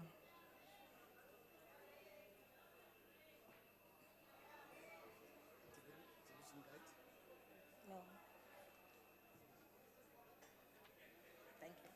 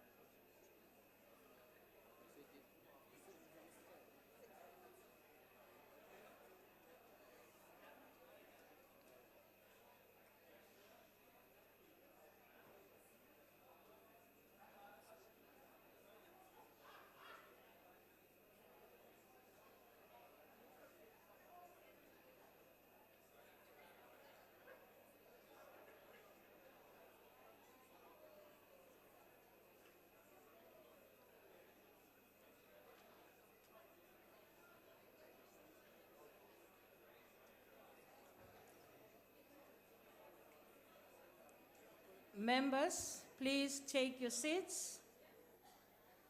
I want to remind members that they may only vote from their allocated seats. When requested to do so, members must simply indicate their vote by pressing the appropriate button below the yes, no, or abstain signs. If a member inadvertently presses the wrong button, the member may thereafter press the correct button. The last button pressed will be recorded as the member's vote when the voting session is closed by the chair. Order. The question before the House is the approval of the recommendation for the appointment of Butlenyana Mukhele, Advocate Dimakatso Kota, Mr. Lumko Mtinde, Mr. Yengwa Yokuta, Mr. Peter Zimri, Mr. Kiabetsu Mudimuyeng, and Mr. Paris Mashele as councillors to fill the vacancies on the Council of the Independent Communications Authority of South Africa. Are all members in the allocated seats? The voting will now commence. Those in favor of the recommendation should press the yes button. Those against should press the no button. Those wishing to abstain should press the abstain button. Have all the members voted? Thank you. The session is now closed.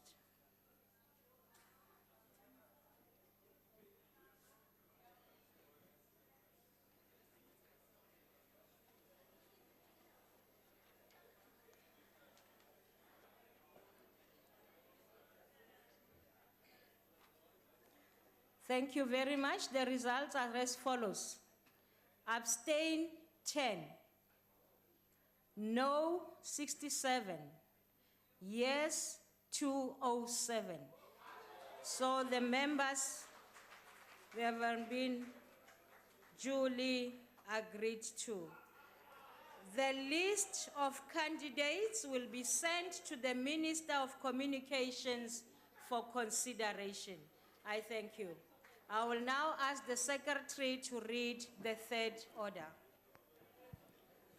Consideration of request for approval by Parliament of additional protocol to the Trade, Development and Cooperation Agreement, TDCA, between the European Community, EC, and its member states on the one part, and the Republic of South Africa of the other part, to take account of the accession of the Republic of Croatia to the European Union in terms of Section 231(2) of Constitution. Thank you very much. I will now invite Honorable Fabs to introduce the report.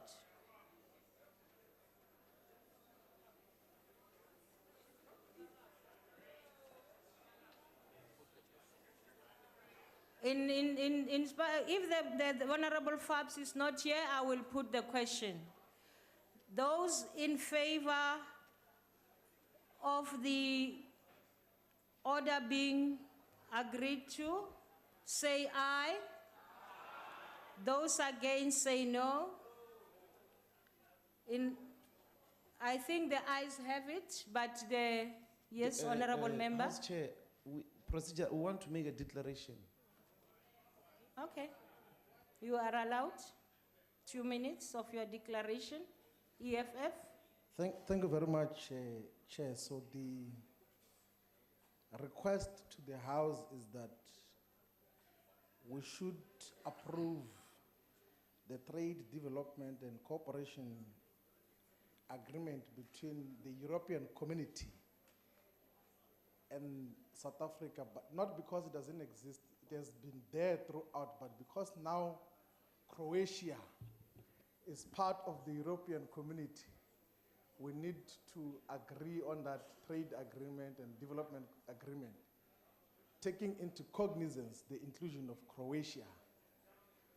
I think that we should, in this process, Minister of Trade and Industry, radically rethink and revise the agreement that we have with the European Community, because the agreements on customs, on tariffs, will inherently disadvantage South Africa's trade capacity and industrial prospects and aspirations that we speak about every day.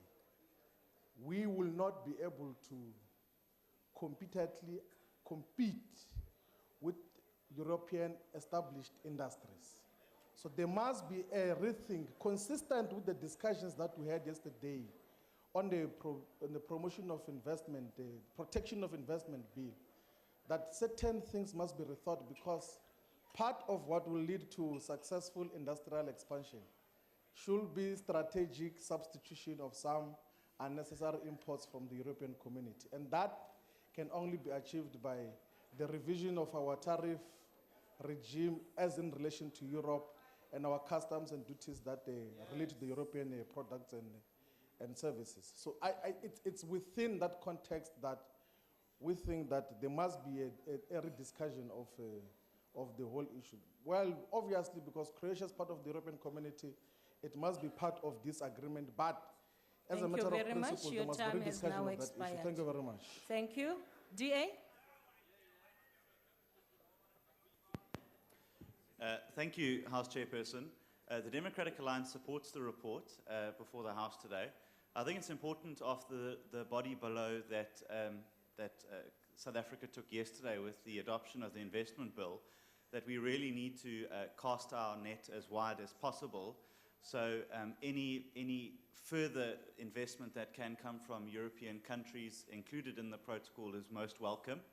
I can see that the Honourable Minister Davies is muttering away. But Minister, in truth, we will see in years to come the devastation that yesterday's bill was for this country. And we're going to give all of those people that lost their jobs your telephone number so that they can phone you and tell them what kind of plight that they are in at the moment. So, but for now, we will support this report and hope that it can bring more investment into this country and that we can somehow change that neon-lit sign that says closed for business back to open for business. Thank you.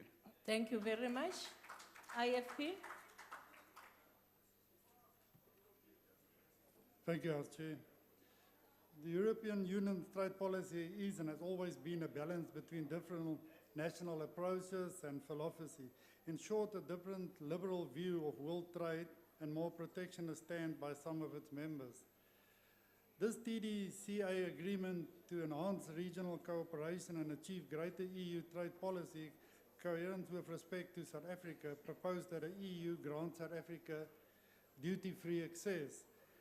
Consideration must be taken of the effect of duty-free access on other Southern African countries and which particular section of those countries will be at high risk of South African competition. This would be most likely occur in the agriculture and industrial products and the vehicle and related industries. As with the initial trade agreement signed in 1999 and in May 2004 as the revised agreement in 2009, which made a number of interesting changes, namely domestic principles such as human rights and the rule of law, the purpose being to step up the bilateral dialogue supporting South Africa in a process of economical and social transition. It should also be noted that 7 new articles has been inserted to more focus on the internal safety. From a development perspective, better cooperation and respect of these new areas was a point of favor on or for the Kleinmond revised agreement in 2009. The aim being to combat poverty and provide better living conditions for all South Africans. The IFP supports the protocol. Thank you. Thank you. ANC?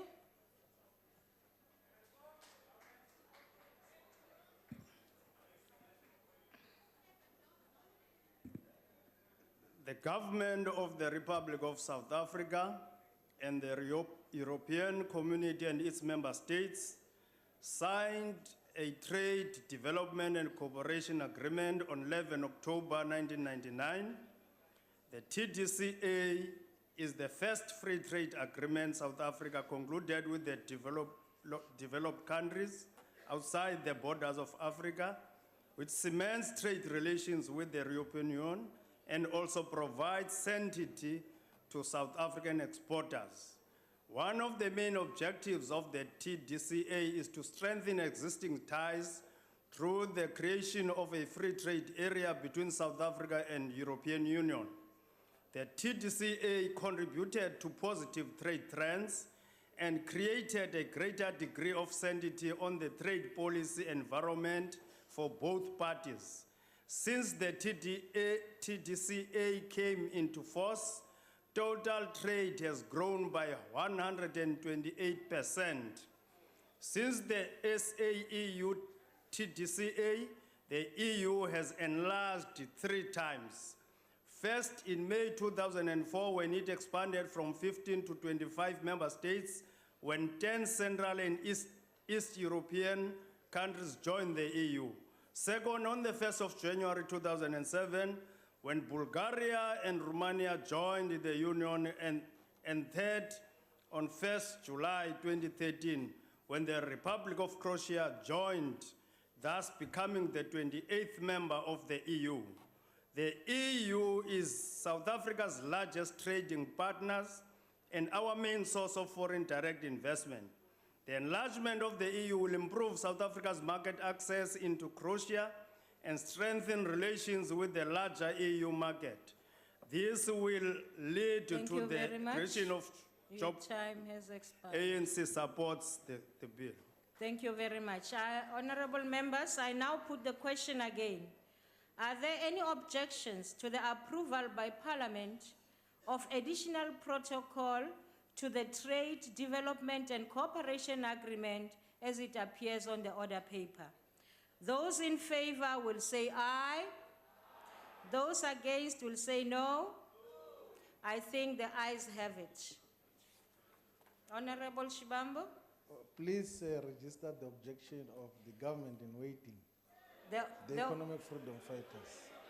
The objection of the EFF will be recorded, and the agreement is agreed to. The approval by Parliament is agreed to. Thank you very much. I will now ask the Secretary to read the 4th order. Consideration of budgetary review and recommendation report of Portfolio Committee on Public Enterprises. I now recognize the Chief Whip of the Majority Party. Honorable House Chair, I move that the report be adopted. The motion is that the report be adopted. Are there any objections? Chairperson, the DA would like to make a declaration. Thank you. Declaration called for. Allowed. 2 minutes. DA. Thank you, Chairperson. The Portfolio Committee of Public Enterprises oversees some of the largest and most complex state-owned entities. It is because of this that it is imperative that this committee has full access to shareholder contracts signed with the state-owned entities, something that the committee has repeatedly requested.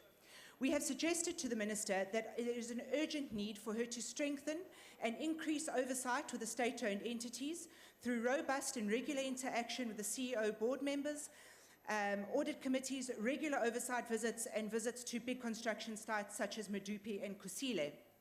The Auditor General pointed out the following issues as matter of concerns with regards to the SOEs: quality of annual financial statements, prevention of irregular or fruitless and wasteful expenditure, management of procurement and or contracts, management of strategic planning and performance, human resource and consequence management, and internal audit and audit committees. What was incredibly worrying was the state of 2 of our state-owned entities in particular, Eskom coming in worst with 713 million rand in irregular expenditure and 51 million rand of fruitless and wasteful expenditure, and Transnet next with 32,200,000 rands worth of irregular expenditure and 23 million rand in fruitless and wasteful expenditure. While we support this report and appreciate the opportunity that we had as a committee to draft this report, we must be realistic. The time has come for us to seriously look at ways to ensure that our entities become self-sustaining and in fact contribute to economic growth. Thank you very much. EFF.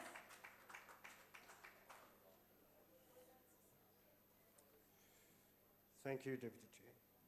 The Economic Freedom Fighters rejects the adoption of the BRRR from the Public Enterprise Portfolio Committee.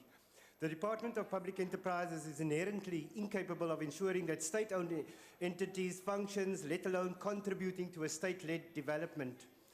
ESCOM was taken to some war room managed by Cyril Ramaphosa because it was on the verge of collapse. The country experienced unprecedented blackouts. South African Airways is now with the National Treasury because the department has also failed to ensure that the national carrier is managed in a sustainable manner. We have been calling consistently for all state-owned entities to be under line function departments. ESCOM must move to energy, Denel must go to defense, Transnet to transport, and so forth. The department has in fact rendered key state-owned entities' ability to contribute positively to any possible industrialization useless. If this is not done, what we have is a department that is a custodian of enabling legislation for these state-owned entities without any technical or know-how and expertise. The committee recommendations without this understanding are as useless as the department itself.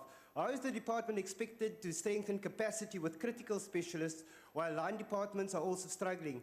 A clear indication that the ANC government does not understand the strategic importance of key state-owned entities in a government-led development. There must be a radical shift on what government does with state-owned entities, considering the amount of money spent by these entities. We call on the people of South Africa to reject the ANC in the 2016 local government elections. Thank you very much. IFP, thank you.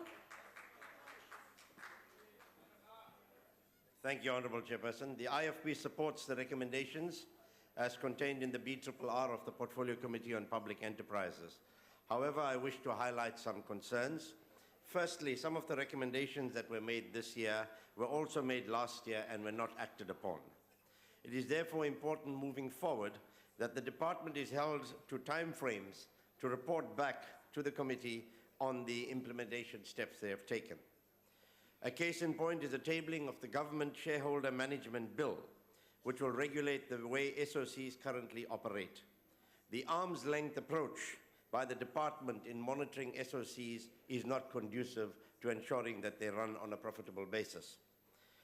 Thirdly, when one looks at the way some of the SOCs operate, they think that taxpayers' resources are channeled into an ATM, which gives them the right to draw whenever they want to. We are all aware of the government bailouts that have been made to South African Express, ESCOM, and other state-owned enterprises.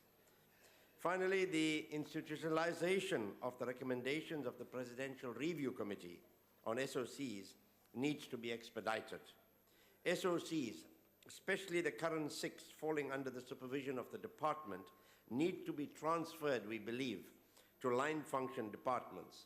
For example, South African Express could fall under the control of transport, the Department of Transport.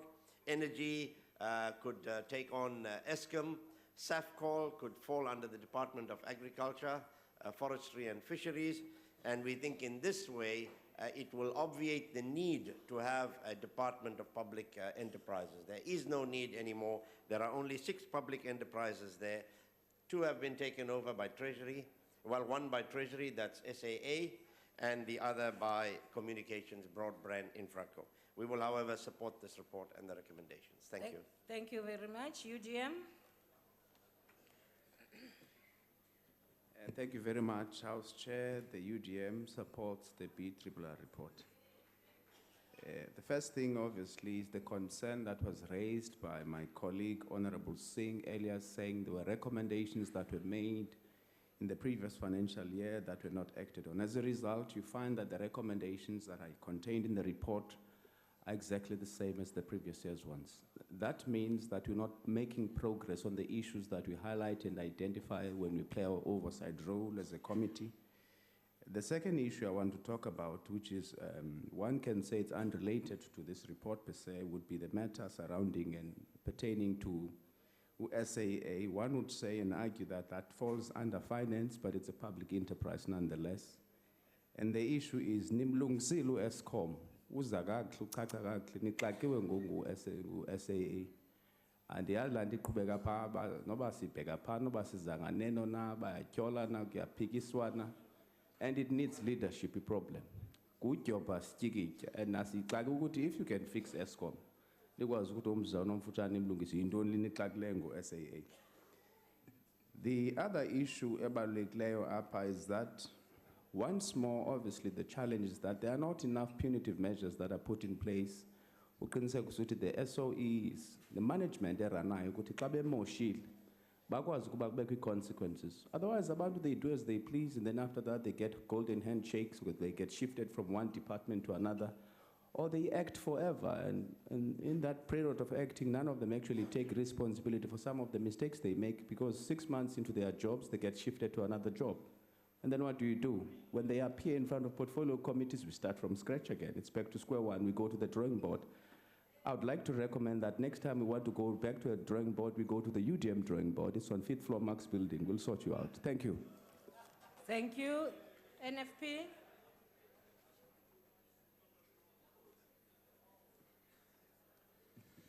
Honorable Chairperson, the long list of recommendations of the Portfolio Committee on Public Enterprises contained in the BRRR tabled here today should raise some concern in this Honorable House. It is a strong indicator that all is not well in the Department of Public Enterprise. The department has a comparatively small budget, yet we find that there is an underspending of 7.6% in the amount of 24.5 million rand. This high level of underspending is following the trend set in the previous financial year and should be addressed urgently. A significant proportion of the underspending is due to the inability of the department for the second year in a row to fill vacant posts. The Auditor General's report also gives rise for concern. It shows that the department is flaunting procurement procedures and that the department has failed in numerous instances to provide sufficient and appropriate audit evidence of price quotation and bid awards. The Auditor General also raised a concern about employees being employed without following proper processes and about employees being paid performance bonuses which they were not entitled to. We can add to the above list of defects and challenges that the department has achieved only 64% of its targeted performance on average, and a mere 25% of its target for the legal and governance program, and a 33% for its strategic partnership program. What is worrying to the National Freedom Party is that the department is tasked with an oversight duty to ensure that the state-owned companies function in accordance with legislation, regulations, and other prescribed processes. How is it possible that the department can fulfill its mandate if it cannot comply with its own internal control mechanism? Perhaps it's time for a change in the senior management before this department slides into chaos and confusion like so many other departments. Thank you very much. Your time has expired. The NFP reluctantly supports the Portfolio Committee report. Cope?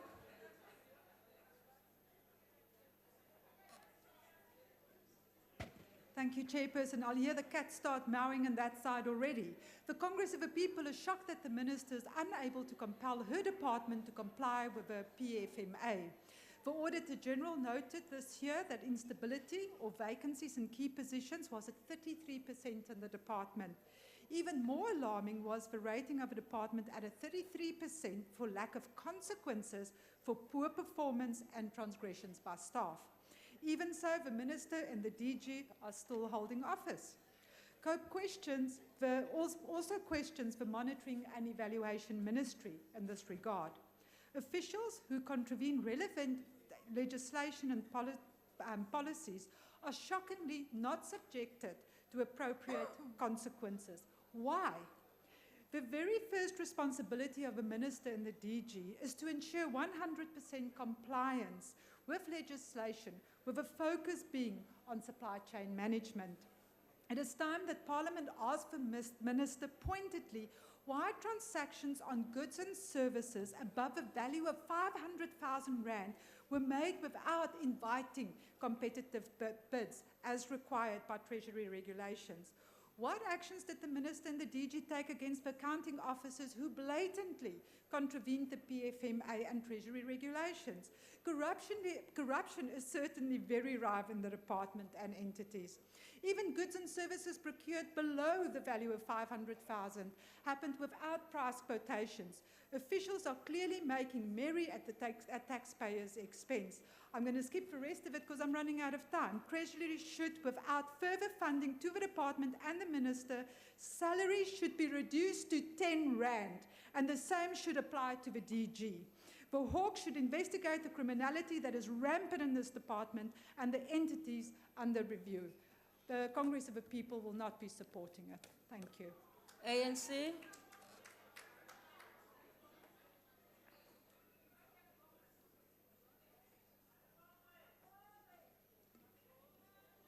Chairperson, thank you very much. On behalf of the African National Congress, having considered the annual report of the Department of Public Enterprises, we now recommend this report to be adopted. We are saying so because of the following. The state-owned companies within the Department of Public Enterprises portfolio continues to support the developmental and transformative imperatives of the National Development Plan and the NGP by focusing on interventions to address 4 pillars as defined by the department itself within their framework, that is the skills development, job creations, procurement and corporate social investment. That's the reason why the African National Congress support this intervention. However, we noted concerns raised by the AG, and we also noted concerns which were raised by our members that the previous recommendations were not fully implemented. However, we strongly feel with this approval of the budget, the department will be able to address those challenges, including the filling of vacant posts. Thank you, Chairperson. Thank you very much. I now put the question again. Those in favor of the report being adopted will say aye. Those against will say no. I think the ayes have it, and the report is duly agreed to. Thank you very much. I'll ask the secretary. Please register the EFF's objection. Thank you. The EFF's objection will be noted. Read the secretary to read the 5th order. Consideration of budgetary review and recommendation report of Portfolio Committee on Water and Sanitation. I will ask the Chief Whip of the Majority Party to... Honorable House Chair, I move that the report be adopted. Thank you very much. There has been an indication for a declaration, DA. Thank you, Chairperson. Minister Mokonyane has no plan for the water crisis in South Africa, and once again the Minister is absent. The Auditor General's report for 2014-15's financial year showed that the department failed to spend 15% of its allocated budget, amounting to 2 billion rand. This includes 1.6 billion, which was meant for infrastructure, and National Treasury denied a rollover for the current financial year. The department once again delayed the eradication of bucket toilets in formal areas, despite Minister's budget speech announcing that this would be done by the end of December this year. The new target date has been changed to June 2016.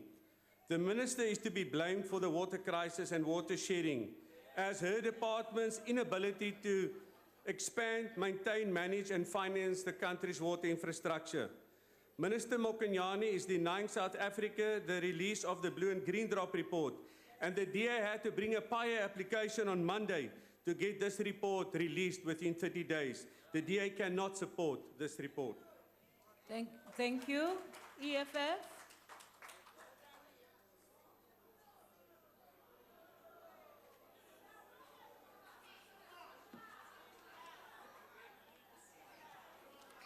Order, honorable members.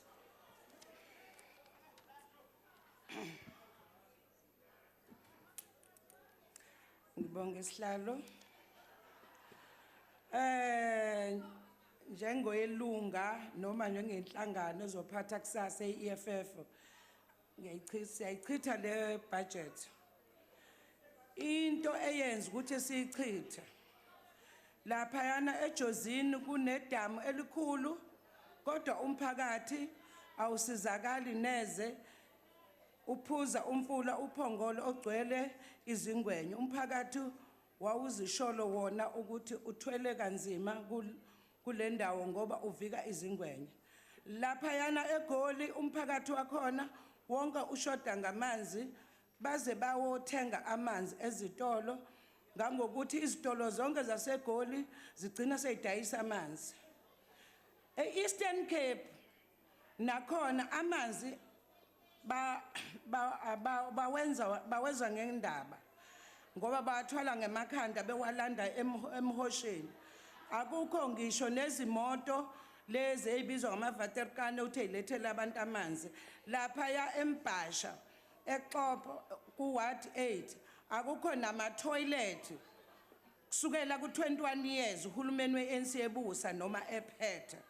Emuthuhlungu abanamanzi kuze kube manje uhulumeni we-ANC waphetha ebulala ngokubulala abantu bemashela izidingo zabo. Laphayana eGiyana eLimpopo umengameli wathembisa abantu ngamanzi kuyimanje laba bantu abanamanzi. Umengameli wakhuluma iphutha elikhulu ekhohlisa abantu ethi bazoba amanzi ngenxa yamavoti efuna wona.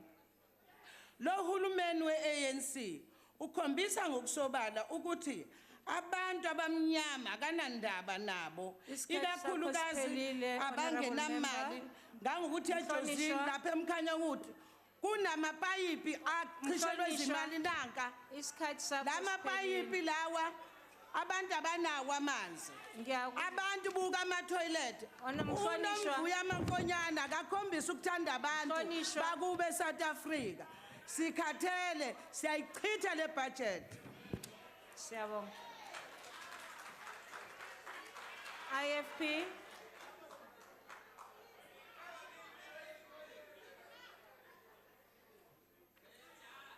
Thank you, House Chair. South Africa is experiencing some of the worst drought conditions we've ever had.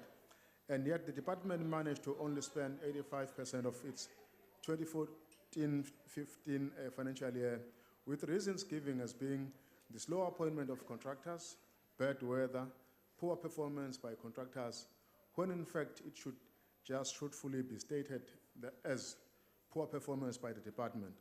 The department's qualified audit opinion for the financial year 2014-2015 speaks volumes, as does not assist in keeping the water crisis we face today in South Africa. Chairperson, I must hasten to point out that this department has a lot of work to still do when addressing water challenges in the country. This work begins with an effective and administratively sound department. How can one expect to provide proper service delivery when all about one is chaos? The historic divide that previously existed in respect of dams built in the areas of poor black residents and which provided water exclusively to surrounding farms, leaving people without access to drinking water must be changed. Water must be made available to all communities within the surrounding areas of these dams. Other challenges such as water contaminated by raw sewage flowing into the dams and rivers, acid mine water from mine shafts flowing into the rivers, and its seepage deep into the water table contaminating underground water is killing vegetation, resulting in borehole water unusable. There are a great many challenges, but they can only be met by competent department. This must be the first priority, Chairperson. Thank you. UDM.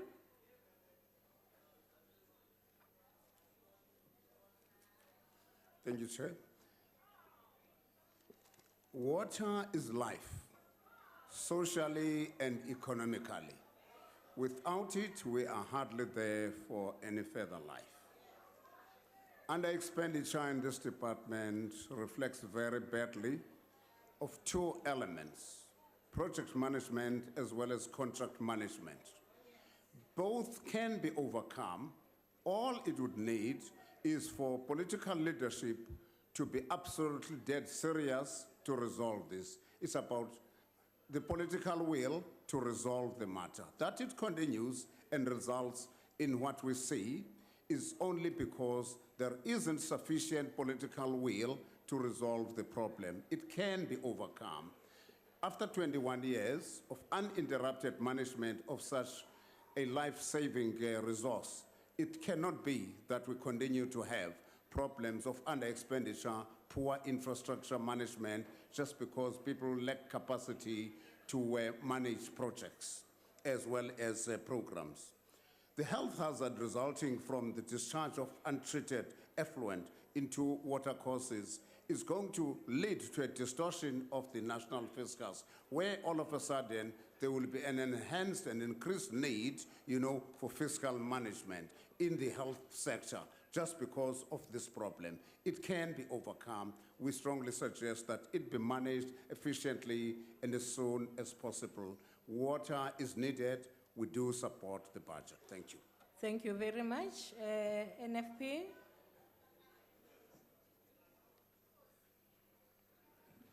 Honorable Chairperson, South Africa is in the middle of a water crisis which the National Freedom Party had been warning about since last year. The current drought, which is crippling the provinces of KwaZulu-Natal, Free State, and Limpopo, is making the water crisis worse, and water shedding has now become a reality. When we look at the lengthy BRRR tabled by the Portfolio Committee on Water and Sanitation, we can see that we are dealing with a department which is not as efficient and effective as it could be.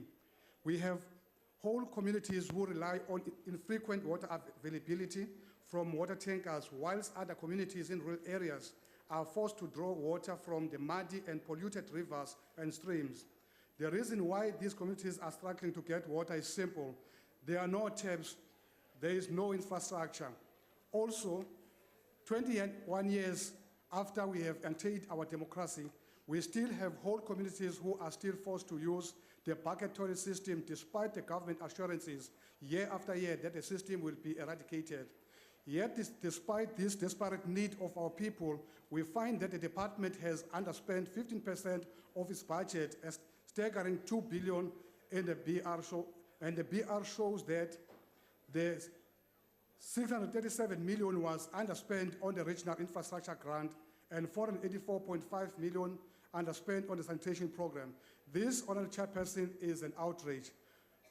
How are we, as the representative of the people, expected to accept such incompetence and insufficiency?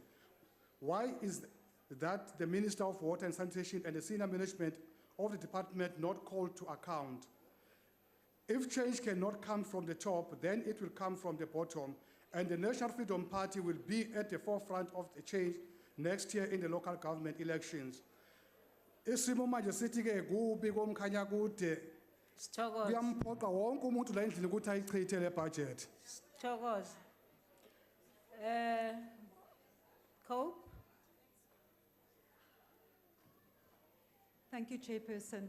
The lack of infrastructure for sanitation in South Africa in historically disadvantaged areas is a ticking time bomb. Shockingly, the department left an amount of 2 billion rand unspent, 637 million on the regional bulk infrastructure grant, and 484 million on the sanitation program. Why? Because of a slow appointment and poor performance by contractors. The department gave the same excuse for the underspending of 618 million rand on the bucket eradication program. Even if this function was transferred from human settlements, it would have come with prior arrangements and preparation. Parliament should have a serious problem with the executive. Here is yet another department which accepts that poor planning was one of the reasons for under-expenditure. It had not planned for implementation phases. For how long will such excuses be tolerated? Is the ruling party willing to face the people of South Africa and say, we had the money, but because of poor or absent planning, government let you down? That is why you must still continue to use the bucket.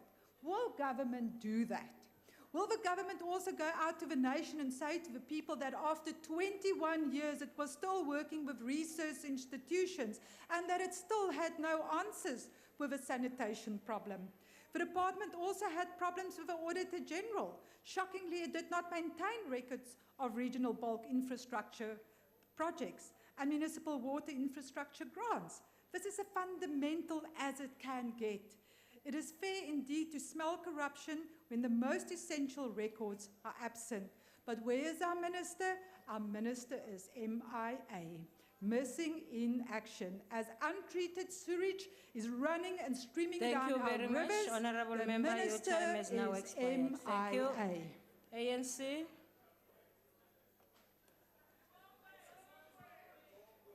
Chairperson, Deputy President, the People's Movement, the ANC, supports the PRR report. We in support of recommendations that move South Africa forward in improving the lives of ordinary people for the better. We need to put it on record that the DA and EFF that do not support this budget recommendation report support a no confidence to this budget. They are saying in a nutshell, our people must not get more water. Our people must not get decent sanitation. Fact number one, South Africa's people have moved from 60% in 1994 to 1990 towards access to water. Fact number two, access to decent sanitation moved from 40% in 1994 to 83% in 2011. These are not ANC statistics, these are Statistics South Africa's statistics. Fact number three, apartheid legacy is still upon us with old asbestos pipes that both local and national governments are hard at work towards changing the situation for the better. Fact number four, I love a person who speaks the truth.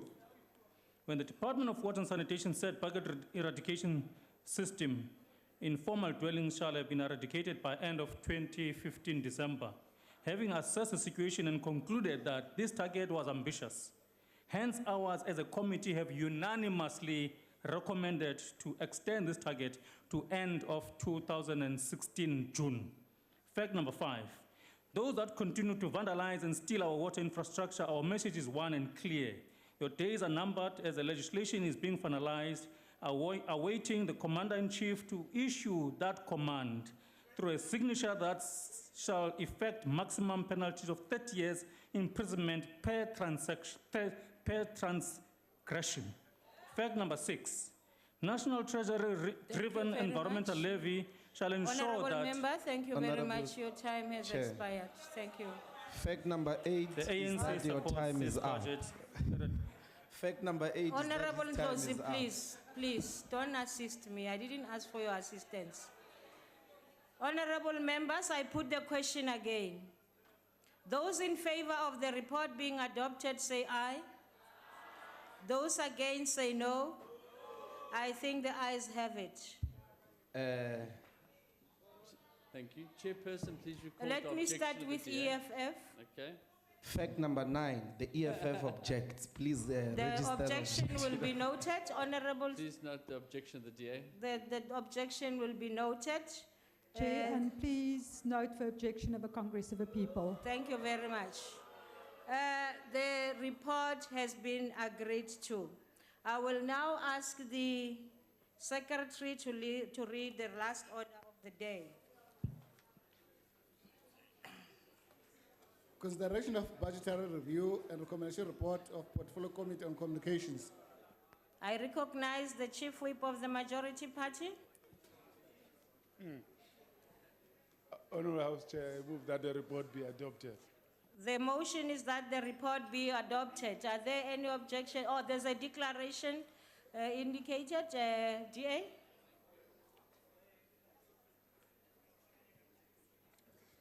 Thank you, Honourable Chairperson. The DA's position is that the Communications Ministry is a waste of money and we should go back to the old configuration of one Department of Communications and Telecommunications. We therefore cannot support a budget being given to this department. That doesn't mean, however, that we will not monitor the minister and her department's performance.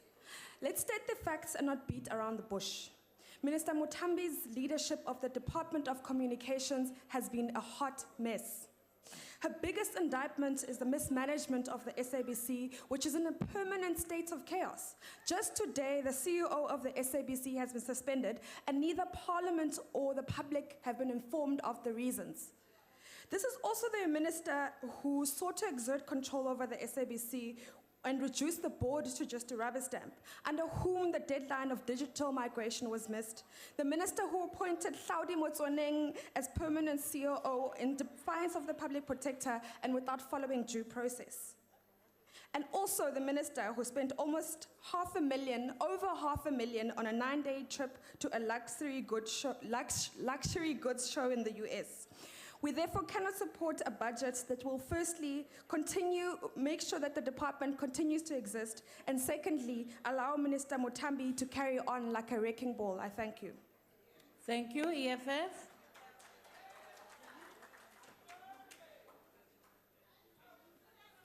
Thank you very much, House Chairperson. It's a fact, number 10, that the EFF rejects this budget because this is indeed a taxpayer's money. The communications department must fall. This department has been in existence effectively just over a year and was given full administrative powers from April this year. But over this short period, Honorable it has wreaked Josie, havoc. please take your seat. Honorable Johnson. Can I ask the member a question? The member, this is declarations, honorable member. We don't take questions during declarations. Continue. But over this period, it has wreaked havoc on everything it has touched, including the most recent evidence of the removal of the SABC CEO, possibly because they disagree with Motswaneng as well as the minister. Honorable Faith, we still do not have faith in you. While rejecting sick proposals like a media tribunal, which will lead to the ruling party dictating and suppressing media freedom, it remains a fundamental concern that media space remains wide monopoly dominated, wide owned, particularly in the pay TV space. Transformation in pay TV market is not taking place at all. There are even rumors that the Honorable Faith is protecting wide owned monopoly pay TV as per the letter addressed to her by the office of the new black entrants in the market. The minister is not acting on the national sports of interest properties to make it available to new black entrants. The white monopoly own rugby, local soccer and cricket, and new entrants can't get access to these properties so that competition can be made to be fair and be created. This is despite the fact that ICT sector has set black ownership target at 30% to be achieved by entities in the sector. The minister is not acting on the sharing of the infrastructure. 6 million pay TV households have been bought set-top boxes to access content, and we don't understand why the minister doesn't act on making sure that new black entrants can access this infrastructure, which can lead to job creation. As a result of focusing on petty issues, the minister has failed to ensure that the country meets the targets of migration to digital broadcasting by 17 July 2015. So we reject it. And Honorable Faith, your department must fall. IFP. Thank you very much, Honourable House Chairperson. The BRRR report makes a number of recommendations which the IFP agrees with, but we also want to place on record that we believe that the mismanagement of the Department of Telecommunications as well as the Department of Communications is grossly unacceptable. And we also want to draw again attention to the public broadcaster. The public broadcaster recorded another 400 million loss during the year under review. The Auditor General told Parliament that the SABC's financial health remains a cause of concern, partly because South Africans are not paying their TV licenses. But South Africans will not pay their TV licenses for as long as the public broadcaster lacks credibility in the eyes of the public, and it will struggle to convince South Africans that paying TV licenses is the right thing to do. The SABC's integrity has been tainted over many years due to a lack of credible leadership and poor decisions. Poor decisions such as paying 42 million rand in golden handshakes over the past 6 years to former executives. Poor decisions such as defying the Public Protector's report, defying the courts, and increasing salaries of executives without justification. Leadership instability has again been brought to the fore today at the SABC as we hear of the suspension of yet another CEO, the 9th since 2009. And it means that things are still not well at the SABC. Honourable Chairperson, finally, one must say that for the SABC to be credible, politics must be removed from it. Then only will it be able to execute its mandate in the interest of the public. Finally, the IFP wishes to pay tribute to staff and journalists of the SABC, especially the team here at Parliament. They continue to produce quality work in the interest of our nation and often under difficult circumstances. They are the men and the women who keep the SABC afloat. I thank you. Thank you. NFP.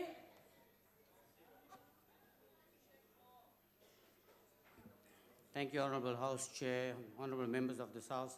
The National Freedom Party welcomes the BRRR report tabled by the Portfolio Committee on Communication. The report contains several important recommendations which we support and encourage the Minister to take speedily action on.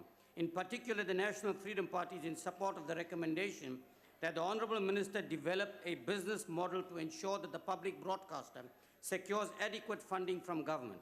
The SABC has a very important function to ensure that all people have access to information, be it by radio or television, and also for entertainment and educational purposes. We also wholeheartedly support the recommendations of the PC, the Portfolio Committee, that the Honourable Minister should put in place mechanisms to prevent underspending in the department and its entity, and to do a comprehensive review of the process of awarding and paying bonuses which are performance-related and which are paid out in instances where such payment is not justified. Most importantly, we support the Portfolio Committee recommendation that the Honourable Minister develop and implement a system that will ensure that tender processes within the department and its entities adhere to government procurement policies.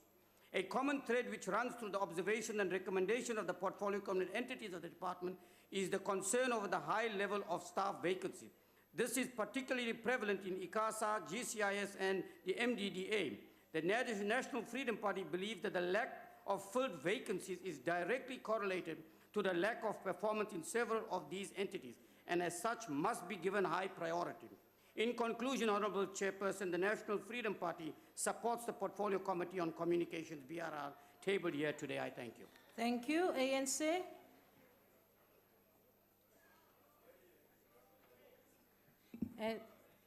Thanks, Chairperson. Rather focusing on facts is that majority of South Africans have been excluded from accessing information services so fundamental to development. Communications has a key role to ensure that the impact of the past apartheid is halted and all South Africans have affordable access to all communication platforms, are able to receive and disseminate information and opinions freely, affordably, and make their voices heard in national debates and are able to do so in languages of their own choice. The policy of the ANC respects the need for editorial independence in South Africa's media and recognizes that media is not bound to report on or agree with everything our government does, but also recognizes the need for diversity of opinion and perspectives in our media, whether print, broadcast, or internet-based. There is a need, as Chairperson, to embark on the national dialogue to achieve a diverse media perspective that accurately reflects balanced views in our society. This will ensure that events and processes are accurately, reliably, and fully reported and available on platforms affordable to all South Africans. A tribunal will be required here, and it must be supported. Digital migration is a priority for our country and a necessity that shouldn't be ignored at all. The committee notes and commends the stability in the entities of the department, also noting that they have to implement outcome 14, which is nation building and social cohesion.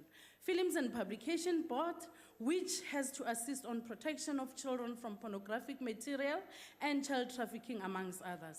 Brand South Africa, that has to profile South Africa internationally and conscientize South Africans to be patriotic to their own country, not to only be preoccupied about investments from overseas and forget that charity begins Thank at you home. very much. We would like to support this process of the review. Thank you very much. Order, honorable members. I will put the question again. Those in favor of the report being adopted, say aye. Those against, say no. I think the ayes have it. Chairperson, would you please note the objection of the DA? Thank you. The objection of the DA will be noted. Honorable Ndlozi. House Chair, this is a very unnecessary department. It has to close down. Honorable Ndlozi, what are you saying? Are you objecting? We're calling for a division. We need to save money. Okay. We're calling for a division. No problem. The division having been called for, the bells will be rung for 5 minutes. Thank you.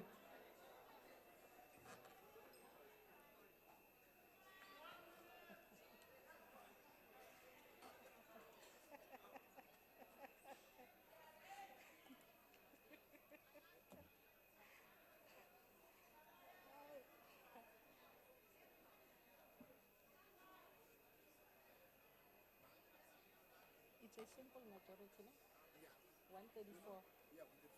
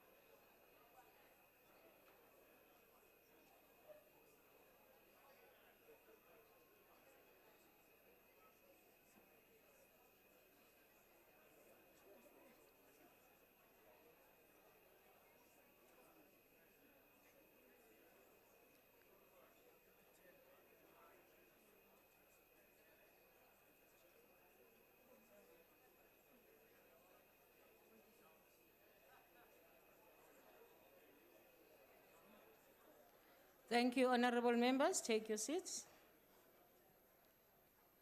I would like to remind members that they may only vote from their allocated seats. When requested to do so, members must simply indicate their vote by pressing the appropriate button below the yes, no, or abstain signs. If a member inadvertently presses the wrong button, the member may thereafter press the correct button. The last button pressed will be recorded as the member's vote when voting session is closed by the chair. Order, honorable members. The question before the House is that the budgetary review and recommendation report of the Portfolio Committee on Communications be adopted. Are all members in their seats? The voting will now proceed. Those in favor should press the yes button. Those against should press the no button. Those abstain should press the abstain button. Have you all voted? Siyathokoza, sivalile. Is there a problem? Okay, please vote, honorable members. All of them. Can you please submit the names to the whips, those whose machines are not panya-panning?